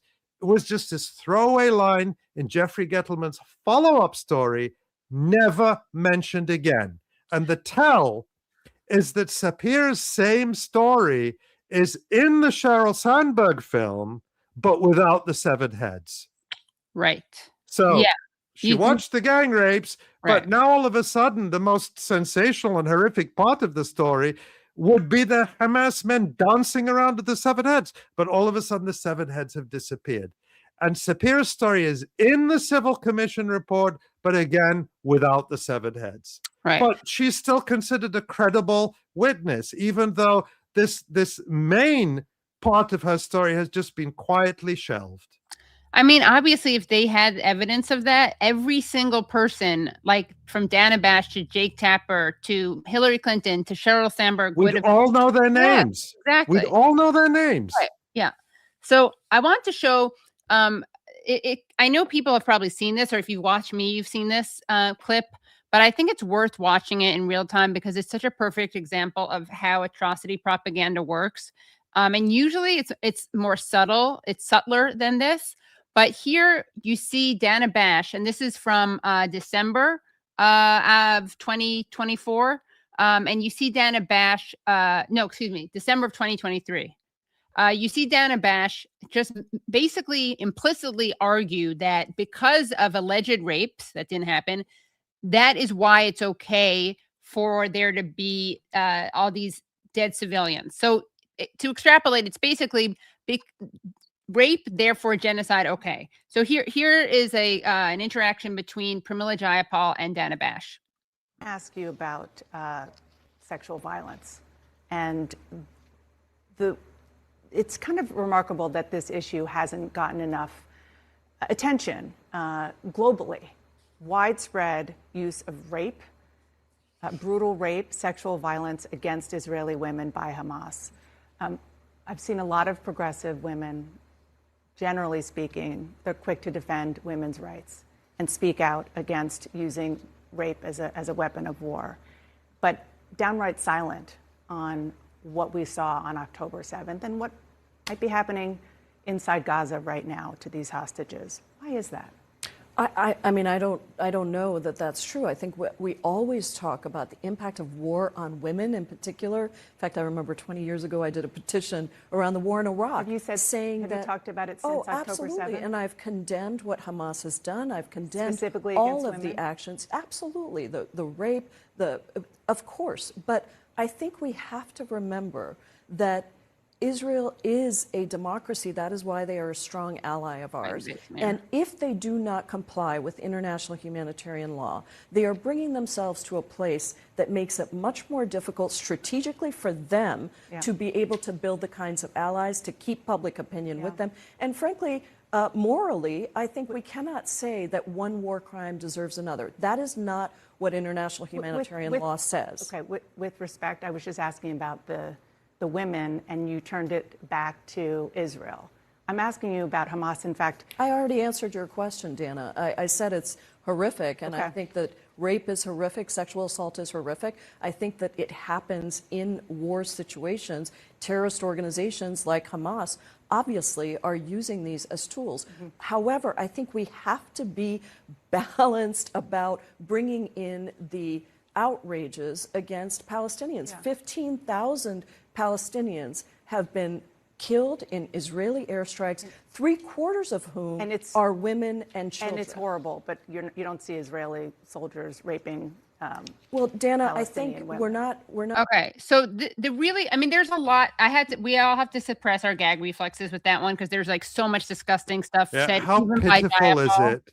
I know that is the chair of the Congressional Progressive Caucus. Yeah, it is. How pitiful is that? It is. And there's so much in there that like is, I mean, we could have spent we could now spend an hour going through all the BS in there and all the problematic like premises of this. Don't worry, we won't do that. But the really important thing in there, in my opinion, is that she says about, Bash says, referring to 15,000 civilians killed thus far at this point.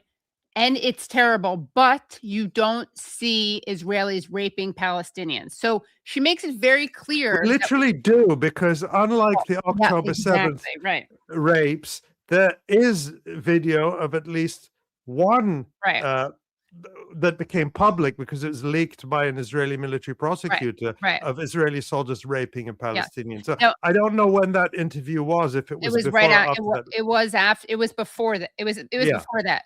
But we did actually see it. Yes, we wound up seeing it, right? But also we knew. I mean, if she cared, there's documented like credible accusations of rape. Well, this starting in 1948. You know what I mean? Yes, correct. But in the context of October 7th, you know, you're right. There are documented rapes and admissions from Israelis going back to 1948 of gang raping Palestinians in the context of the Nakba. But since October 7th, there are hundreds of first-hand testimonies of people saying, I was raped, I was sexually assaulted, I was attacked in this horrific way. And there's a recent report from Euromed for Human Rights that we interviewed on the Electronic Intifada live stream Meha Husseini in Gaza, who is from the group that worked on this report.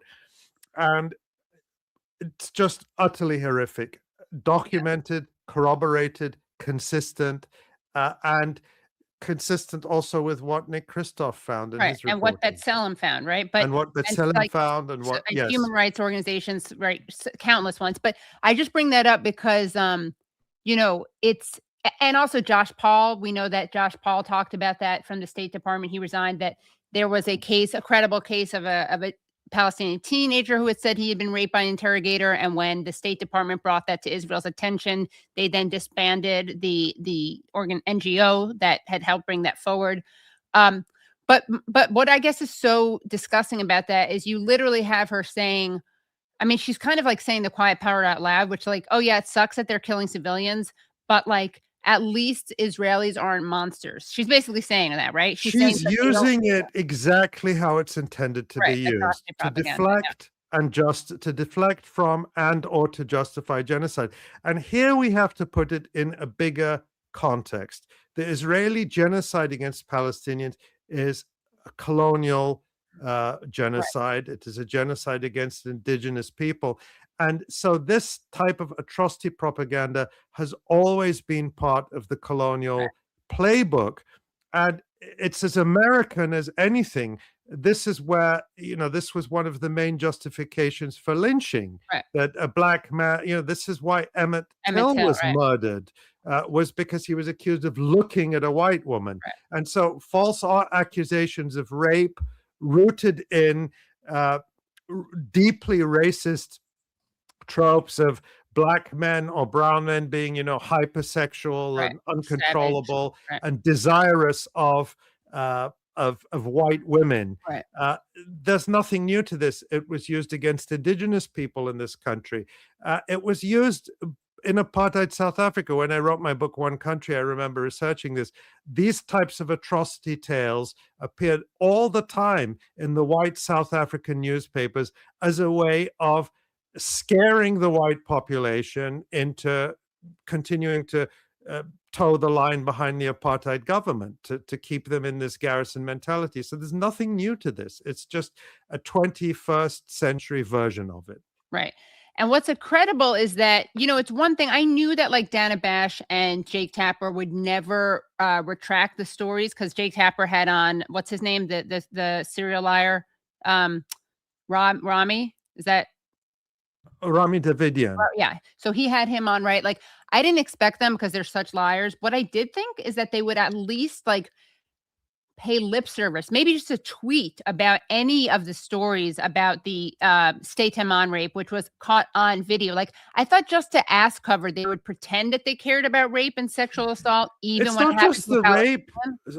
It's not just the rape that was caught on video. There was the pro-rape rallies in Israel. There were all the politicians saying, rape is good, rape is fine. The people who did this are blessed. Yeah. The rabbi blessing one of the guys. Yeah. I mean, none of that. Like, I thought they would just want to say that and be like, oh, it's a bad apple or something. But they, even if they didn't report on them right to rape stuff, I thought they would at least have to just do, but no. And then on top of that, not only do they say nothing about it, but then Dana Bash, and this, I'm not bringing this up because Hasan is not relevant. The point is that she did a report on Hasan and once again referred to the rapes on October 7th. So this was like a month ago. So years after that has been debunked, she's still clinging to it.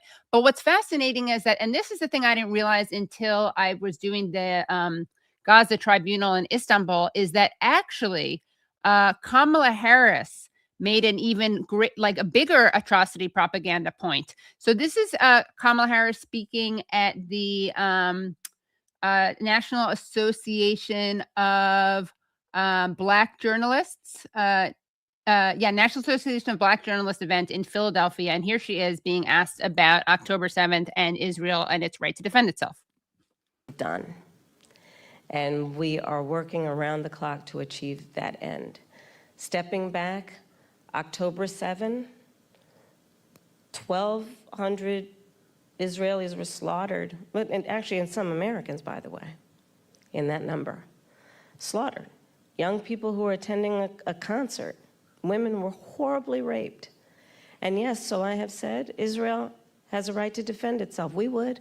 Okay, again, women were horribly raped. I don't know, does it require a modifier? Women were raped. So yes, Israel has the right to defend itself, right? Again, it's because of this rape, which didn't happen, because of that, that is being used like directly to justify Israel's alleged right to defend itself. And we all know that this wasn't self-defense. But again, why is that relevant?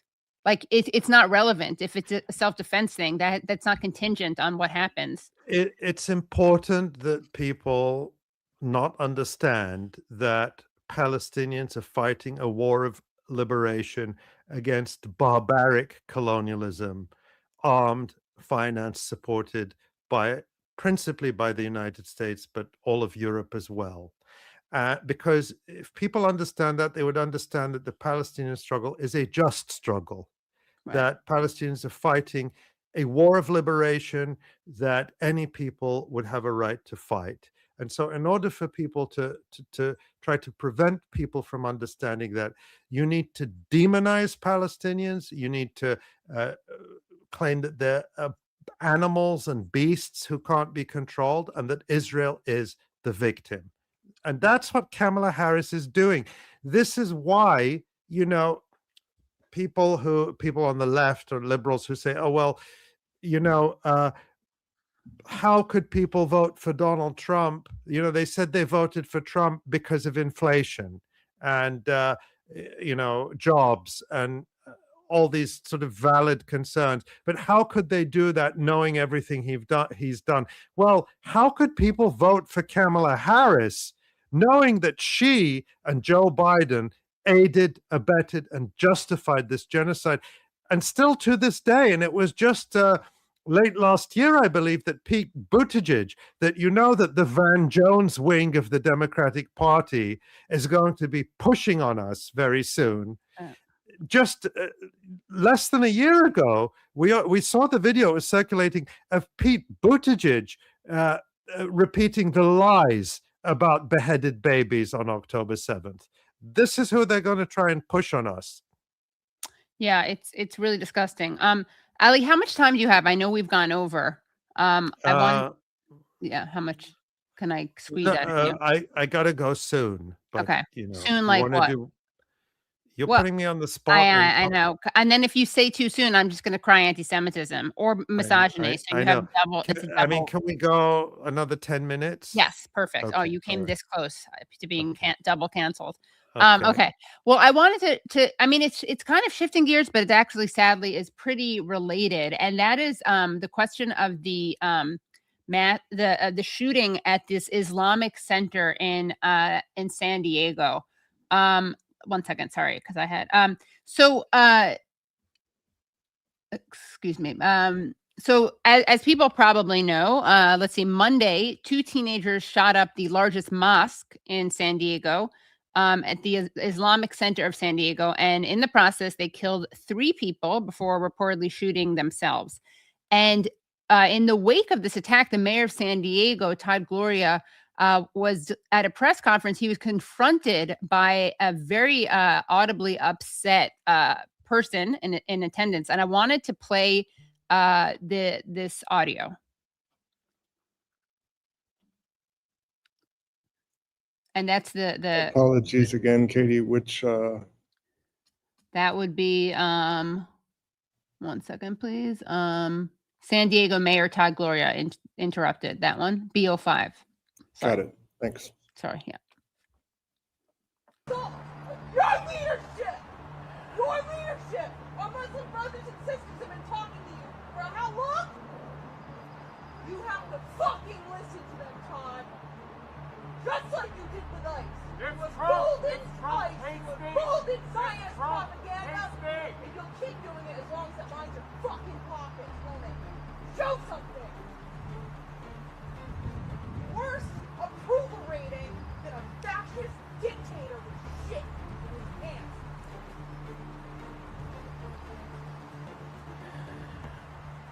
So she said that he's been today our city was shaken. Okay. So she says that he's been emboldening Zionists. He didn't listen to the Muslim community. He's been terrible on ICE. And I want to know if you had any comments to make about that. Well, obviously, it's absolutely horrific what happened at the Islamic Center in San Diego. My heart goes out to the victims and to their families and to that community. And I haven't followed all the details of the investigation.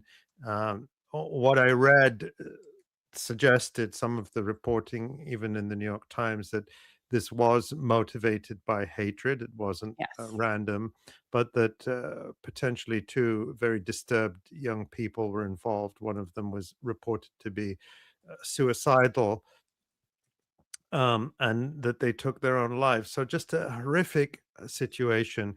What I can say is that these kinds of attacks have been happening, and people across the country, Muslims, Arabs, and others, have feared them. And there's been growing fear of them. Right after October 7th, a young boy, Wadia, was killed in Chicago, in the Chicago area, in an apparent hate crime motivated by October 7th.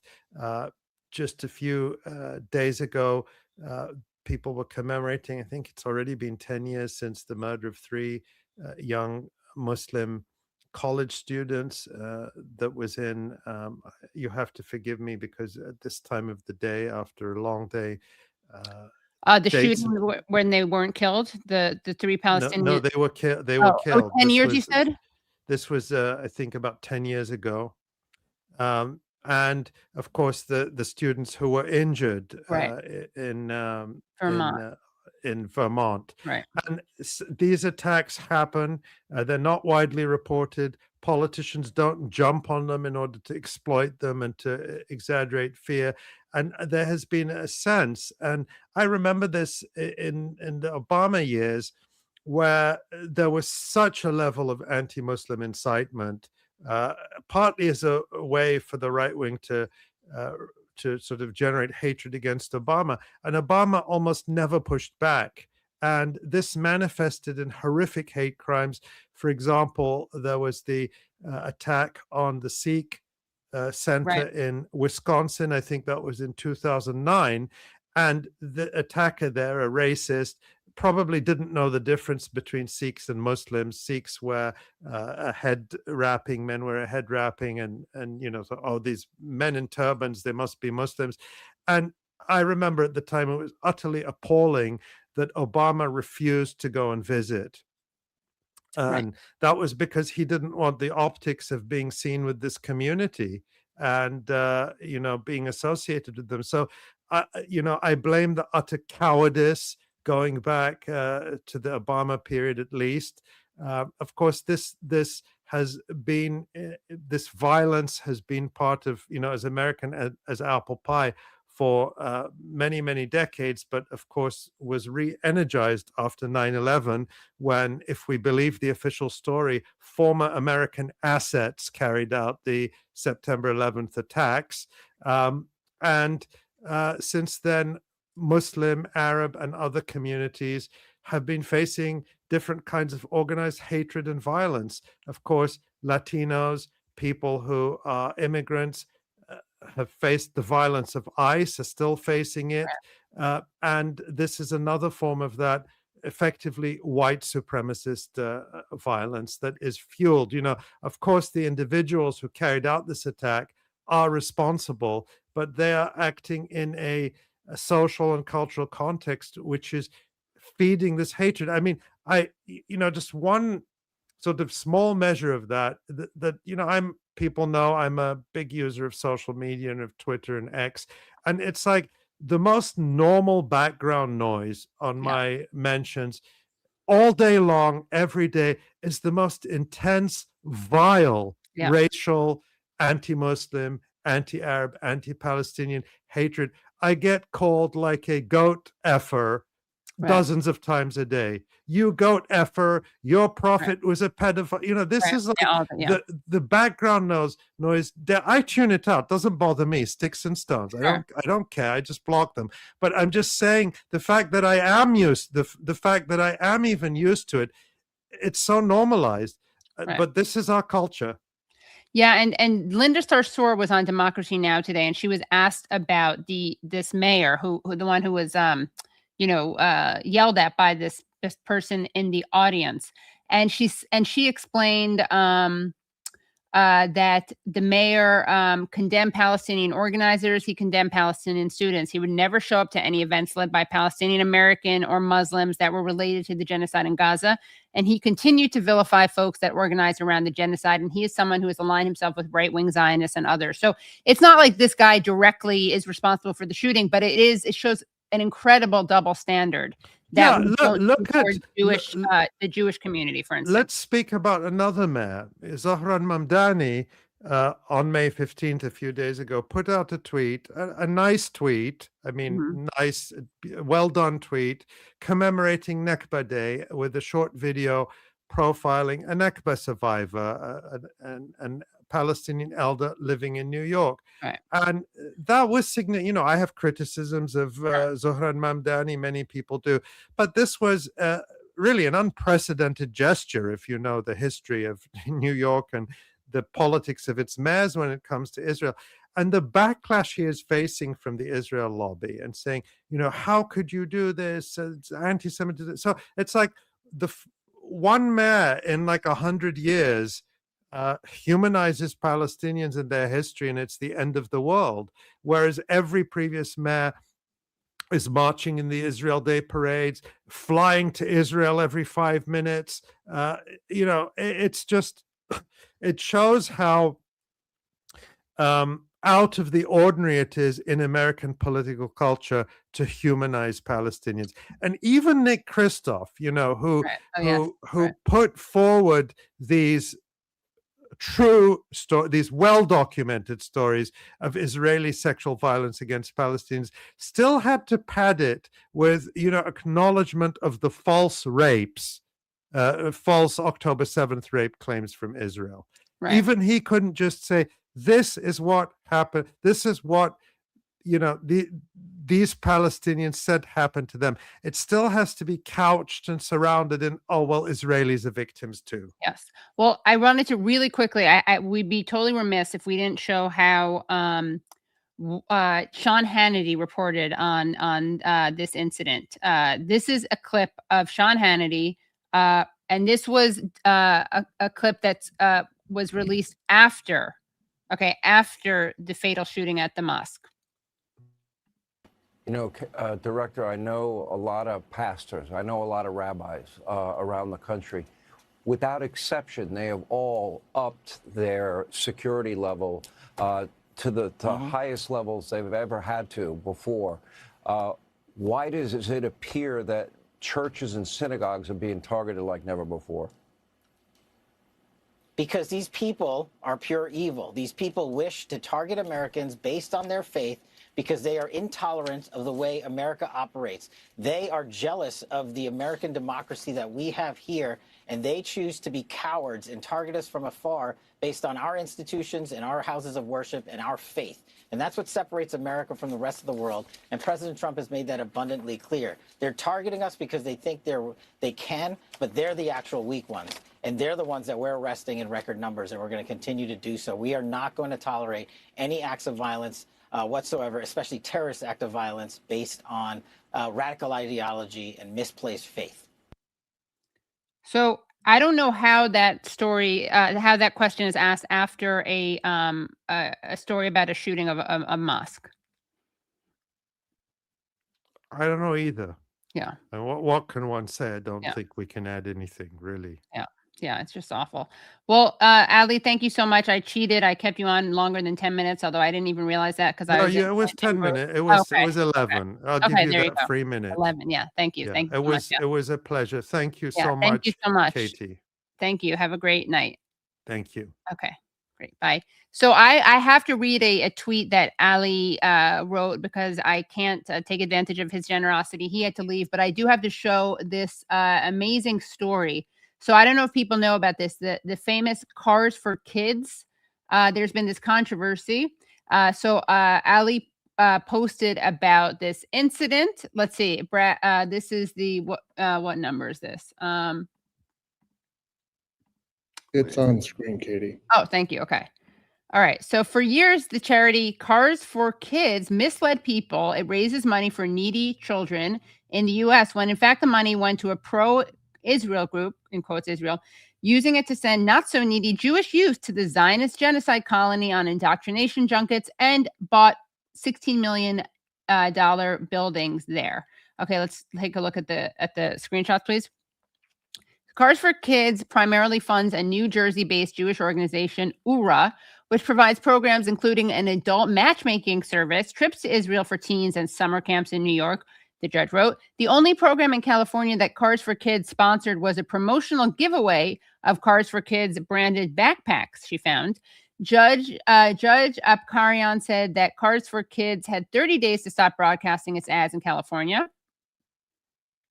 Ms. Landa testified that Cars for Kids sends about $45 million a year, 60% of the money it raises, to URA, its sister organization, which operates out of the same office building in Lakewood. Another 30% is spent on in-house advertising and about 6% on administrative costs. URA has also spent money overseas, including $16.5 million to buy a building in Israel. Is that the last one in that? Yeah, that's okay. the last one on that one, Twitter right? post. We have one more Twitter post if you thing, want to show that one. Yes, I do, please. And so then Ali posts this. I know you're going to think this sounds fake, but the mascot of URA, the Jewish group whose Israel junkets are funded by Cars for Kids, is an anthropomorphic stack of money named Five-ish. I mean, I don't know. You kind of can't make this up. This is why I think that sometimes they actually really want to spread anti-Semitism.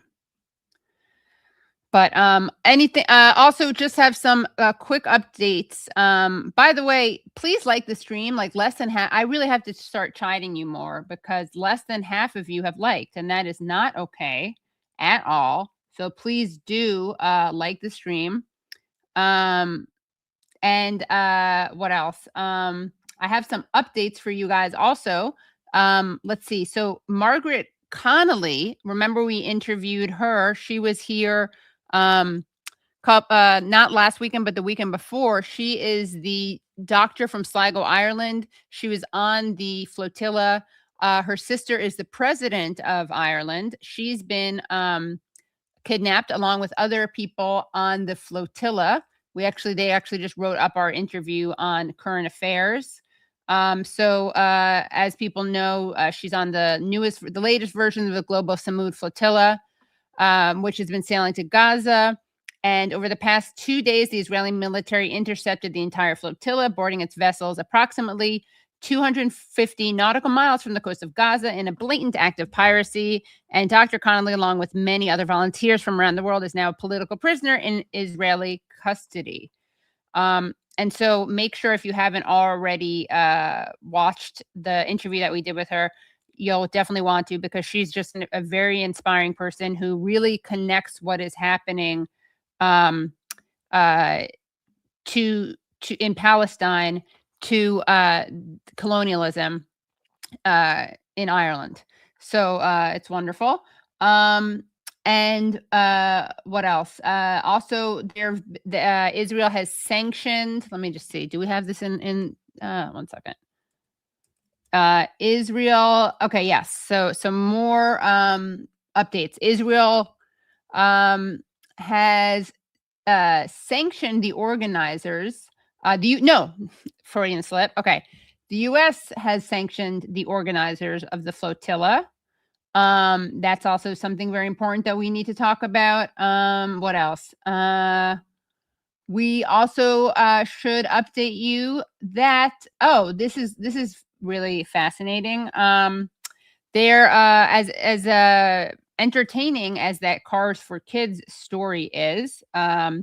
We should also bring up the fact that there's a very disturbing development coming out of Israel. Let's hear from Bezalel Smotritch about his plans for the near future, because this is really very important to hear about and see. This is we're going to watch a video of Israeli Finance Minister Bezalel Smotritch. Let's see what he does, and we will have the volume low so I can read the subtitles. And this would be, BO4. That's it. Yeah. Okay,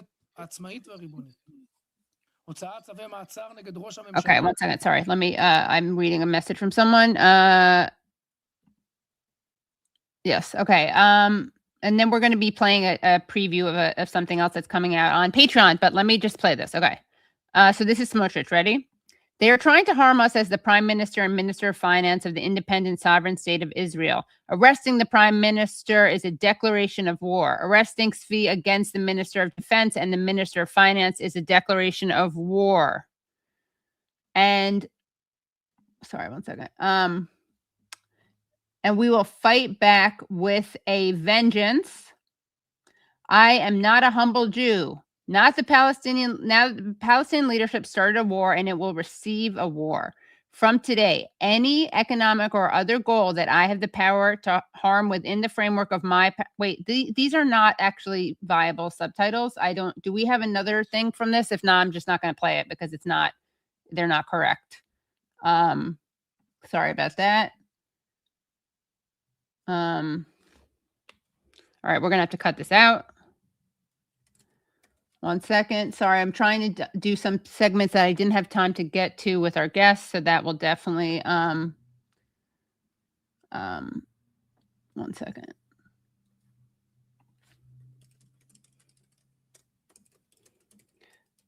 Okay. Let's actually, we'll maybe afterwards, after I play this other thing, we're going to take a short break because I'm actually going to play a very important preview, given what is happening now with all these threats against Cuba. We're going to show a clip, an interview that I did with Jeremy Corbyn in Cuba. The full interview, which has really great moments, is available right now as we speak on Patreon. But we are going to show a clip of that right now. And then when I get back from that clip, don't go anywhere, because when I get back from that clip, at the very least, I will talk about this Smotritch thing. And I may even have a couple more things to talk about, but definitely that. So, okay, we're ready with the Corbyn? Okay, great. Thanks a lot. Okay, here we go. So don't go anywhere. And I will see you right after this Corbyn preview. Here because we want Cuba to survive, but we're here also to get urgent aid coming in. Can't we say to the audience in the USA, do everything you can, everything, to force the Trump administration to lift the blockade and allow the oil to come into Cuba so that Cuba can at least keep the lights on. As you've observed, there's no lights around here. Right. Those lights are battery lights from our phones, and I don't know how long they're going to last. All the stuff that we absolutely take for granted because we've got electricity is not available to ordinary, decent people in Cuba. And come on, it's just plain wrong, isn't it? Yes, it's sadistic. Sabes que él es un hombre muy, muy famoso y casi era presidente de Inglaterra. Sí. Mucho gusto en conocerlo. Sí, me gusta mucho Cuba también. ¿Te gusta Cuba? Su país es Cuba. Sí, mi país es Cuba. Y en La Habana Vieja se derrumban todo.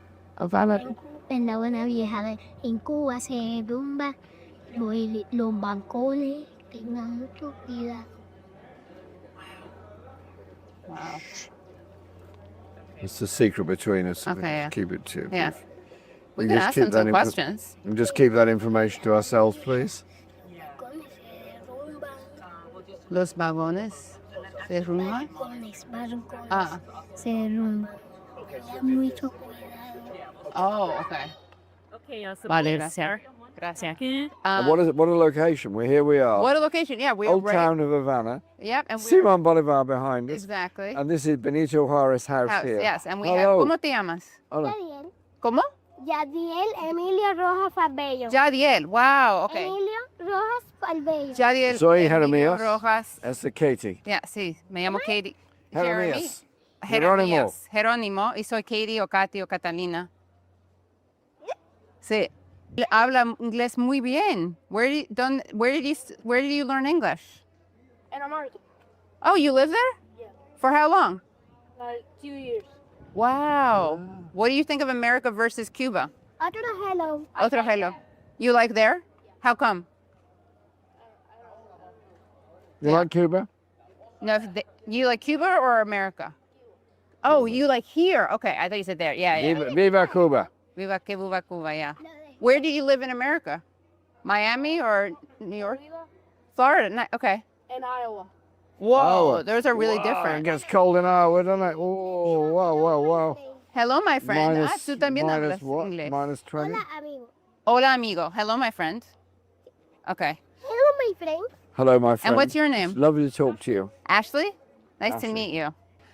They're so cute. So, Jeremy, we're in Cuba right now. What brings you to Cuba? And also, let's start off actually with another question. Tell me about the first time you came to Cuba and why.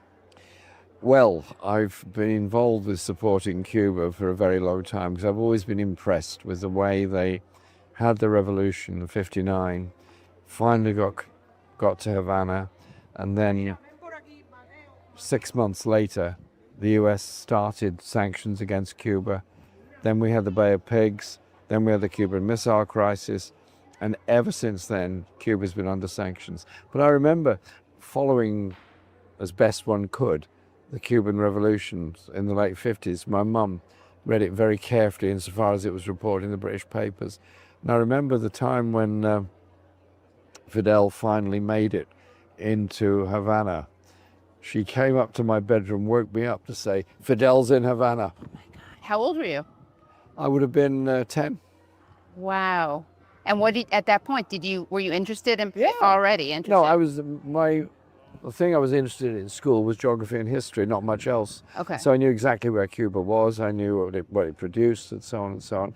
And also, I used to follow car racing in those days. And I remember when Juan Manuel Fangio was kidnapped here in Havana. He was the world champion, or had been, and he was kidnapped, and probably in about 1957. Juan Manuel Fangio of Argentina, 4 times world champion. But Fangio, here shown away from the track, is suddenly to disappear. Kidnapped at pistol point by Cuban rebels, obviously seeking to embarrass President Batista's government by making sure the star attraction is not on the starting line for the big race.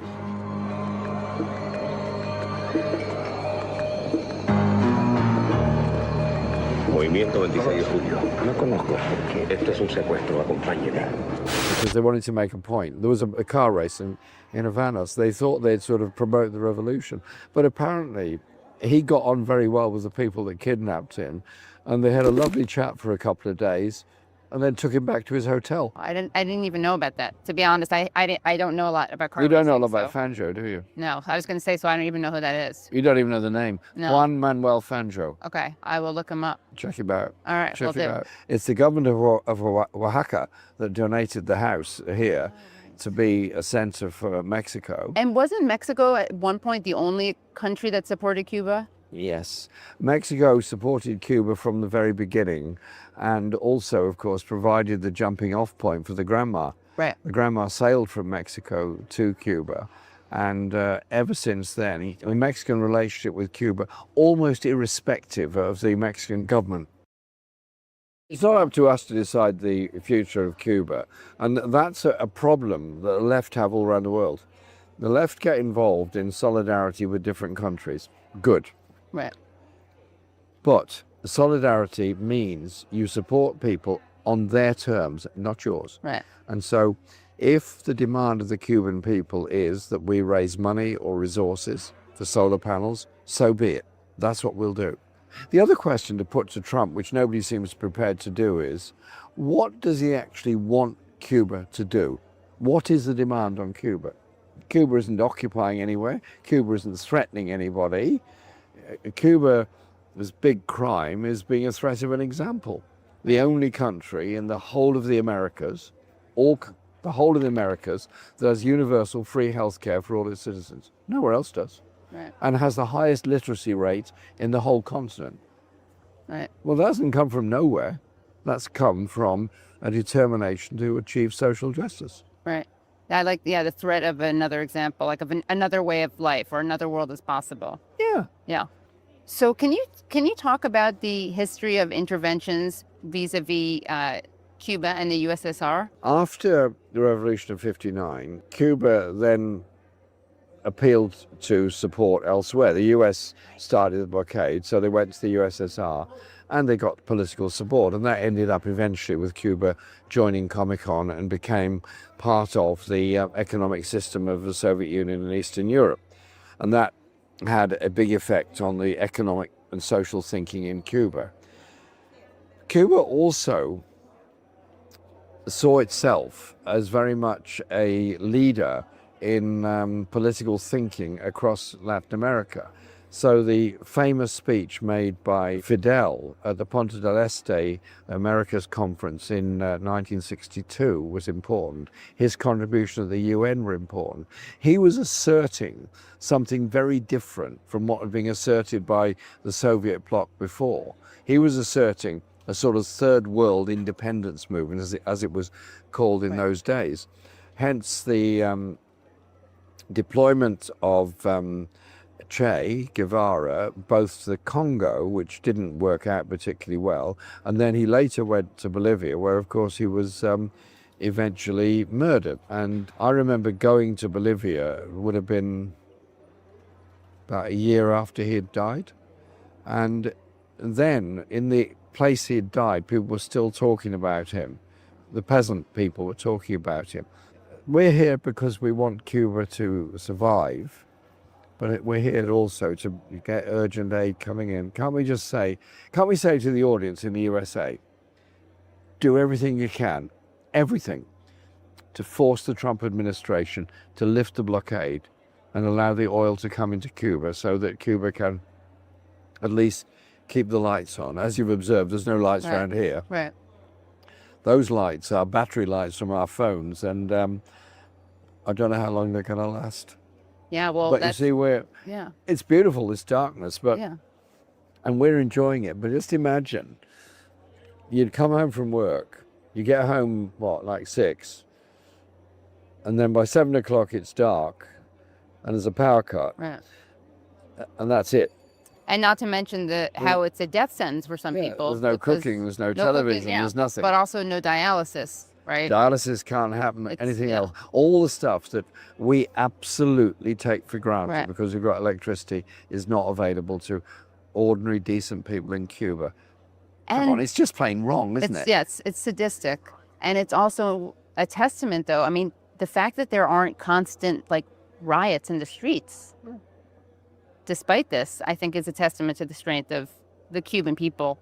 So if Trump thinks that he can further suppress and oppress the Cuban people and somehow or other he's going to get what he wants, he'd then have to tell us what it is he actually wants, other than his obviously dislike of the idea that a society can provide for all on the basis of need rather than the basis of the greed of those that would seek to make money from the provision of it. That's the difference. Wow. Well, thank you so much, Jeremy. Katie, it's a pleasure speaking to you. Absolute pleasure. And here that even the dogs are barking. I know, because they're in solidarity. And we've had the kids here to help us as well. And we've had the wonderful team, and we've got. Yes, thank you guys so much. We should have a chat about Simon Bolivar next time we meet. Next time. Yeah, we'll do it. This has been great. Thank you so much. Thank you. Thanks a lot. Okay, so. And to see the full interview, please do go to patreon.com/The Katie Halper Show. Again, that's patreon.com/The Katie Halper Show. And just wanted to update people. So here's that story. And apologies, the videos subtitles were not. I didn't realize watching before they're a little inaccurate. So I'm just going to update people about basically a moving story of ethnic cleansing. So as I was saying before, far-right Israeli Finance Minister Bezalel Smotritch said on Tuesday that the International Criminal Court's prosecutor is seeking a warrant for his arrest in what he called a, quote, declaration of war. So Smotritch then delivered a speech from his office in Jerusalem. He did not say why the court is seeking a warrant, but he suggested it's because of the massive expansion of Israeli settlements in the occupied West Bank that he has pushed. And I'm reading at CNN right now. So in a statement to in April actually, I'm going to just do a screen share. So okay, here we go.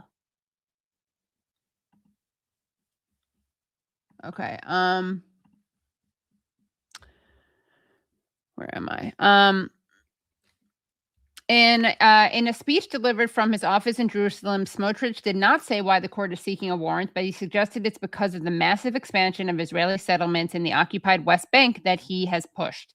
In April, Israel secretly approved more than 30 new settler outposts and farms as part of a broader push to entrench Israel's grip on the territory and eliminate the possibility of a Palestinian state. In a statement to CNN, the ICC said it cannot comment and that applications for arrest warrants are classified or under seal. The process begins with a prosecutor requesting an arrest warrant, a step that can take place confidentially before judges decide whether to issue it. But here is the really exciting and disgusting part. So in his address, Smotritch called the expansion of settlements a, quote, revolution in what he referred to as Judea and Samaria, using the biblical term for the West Bank. He said that during the current government's tenure, Israel had approved more than 100 new settlements. He's repeatedly celebrated the approval of new settlements as a step towards imposing Israeli sovereignty in the West Bank, and openly said his goal is to prevent any possibility of a Palestinian state. Quote, we are planning, building, paving, regulating, and making the pioneering settlement enterprise irreversible. He said that Israel would immediately evacuate the Bedouin community of Khan Amar, located east of Jerusalem, in response to the ICC's prosecutors' requests for a warrant. The small community has long been a target of Israel's right wing. Without offering any proof, Smotritch said that, according to all indications, the Palestinian Authority, which governs part of the West Bank, is to be blamed for the ICC's moves. CNN reached out to the Palestinian Authority for comment. So this is just a kind of scary, increasingly ambitious and overt communication of ethnic cleansing. So not that anyone who supports Israel will actually care. But that is just one of the latest pieces of news to come out of this region. And yeah, it's a great thing to. Sorry to leave you guys on such a downer of a note between that and the flotilla. I'm trying to think if there's any good news that I can share to cheer people up. But I don't think so. Let's see if there's anything on. Let me just see if I have any updates. Also, do we have any Chris Rabb results yet? Let me just check.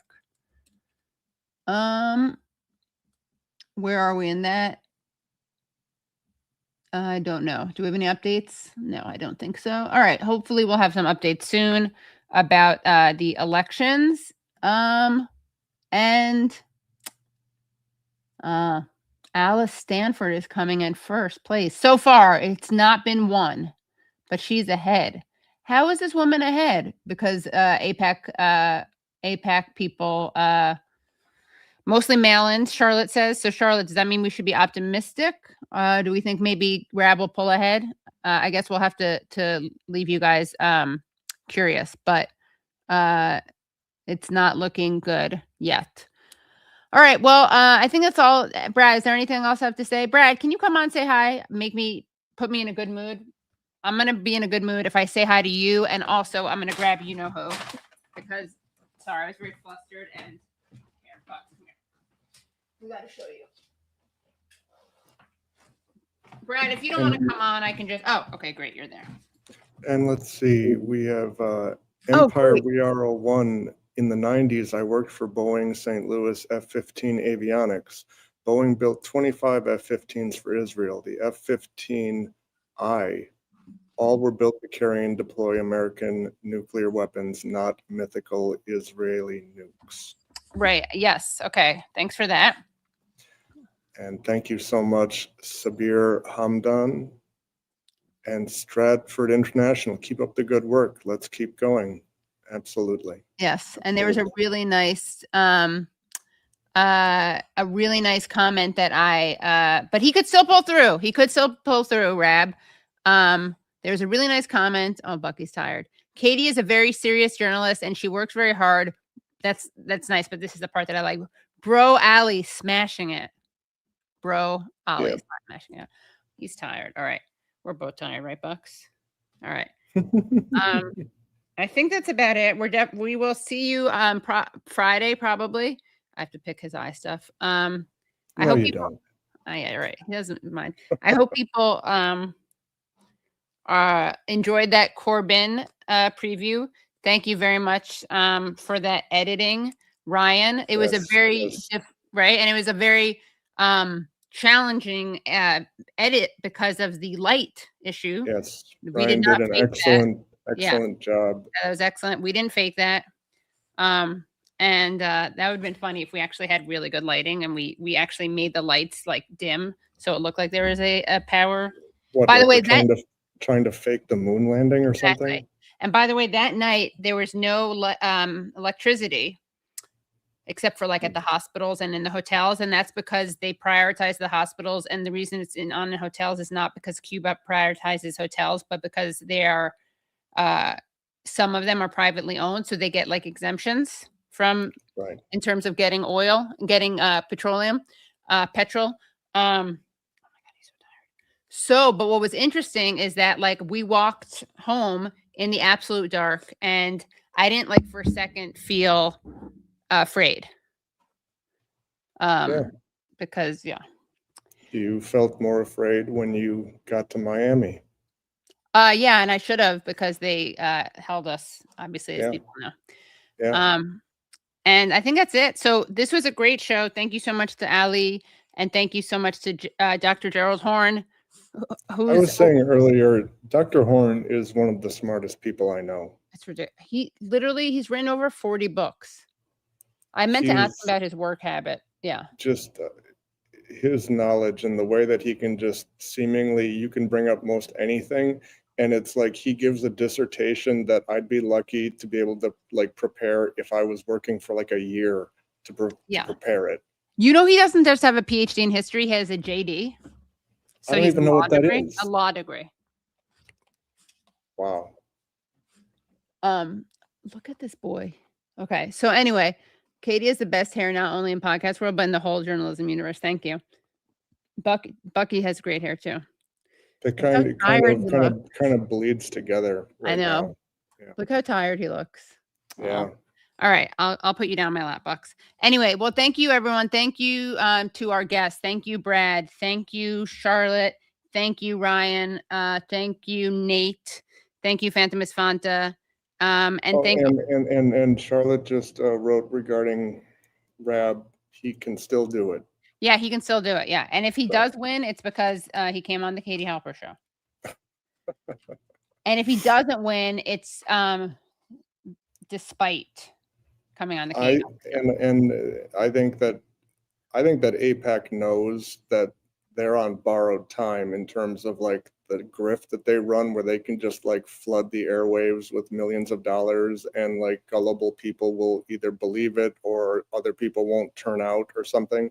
I have a feeling they understand, like, that may have been the case for a lot longer than I'd like to admit, but I really believe that that era is coming to an end. Yeah, inshallah, from your lips to God's ears. Yeah. So if you haven't liked, please like. If you haven't subscribed, please subscribe. If you're not Patreon supporters, please become Patreon supporters. This week's Patreon will be at the very the full Corbyn. The full Corbyn, yeah, and there'll probably be some more stuff, but also, okay, yes, thank you. Hold me to this. Brad, write this down. Ready? Yep. Katie Halper, Dr. Karma from Doctors Against Genocide has confirmed that DAG would be interested in joining you to talk about Dr. Abu Safia, and that Dag could join you with his son, Elias. Wow, live from Gaza. Wow. Okay, yes. How do I, Sunny FX1, how do I get in touch with these people?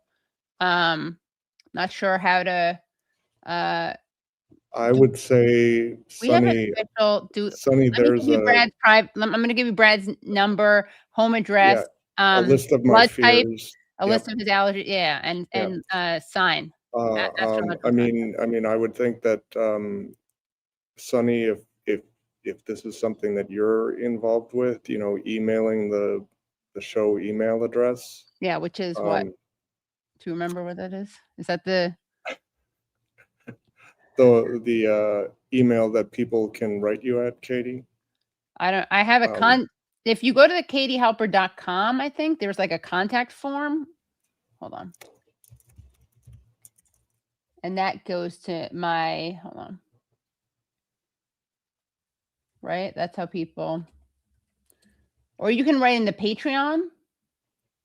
Here we go. Well, you could, I'm trying to think. We can put a link in the YouTube. We can put a link in the YouTube description to that form. Yeah. What is that? To reach out. Really trying to hold on a second. katiehelper.com. I will send it to you. Contact speaking here. Yes. I mean, that's public. We can just post it. It's katiehelper.com/speaking/ and then you just put your name, your email, and your comment, and then you submit. And otherwise, I guess maybe try emailing. DMing if you're on Twitter. Trying to DM on Twitter. I can show that, right, Brett? Yeah. But then also maybe we can look up, I wrote down the message. So maybe those people are people that we can look up and reach out to. Yeah. Maybe they have public information. Yeah. And if they don't write back, I'm going to be like, dag. Sorry. Yeah. Okay. Couldn't help it. Yeah. All right. Thank you, everyone, again, so much. And again, just going to put this up once more. To reach me, you can do that here. All right. Bye, everyone. See you Friday at 12 p.m., I believe, but we'll definitely post the updated time. But yeah. Okay. Thank you. Thank you, Sunny FX. Have a good night, everyone. I did everything right and they indicted me. And I don't know what the I'm doing. Antifa!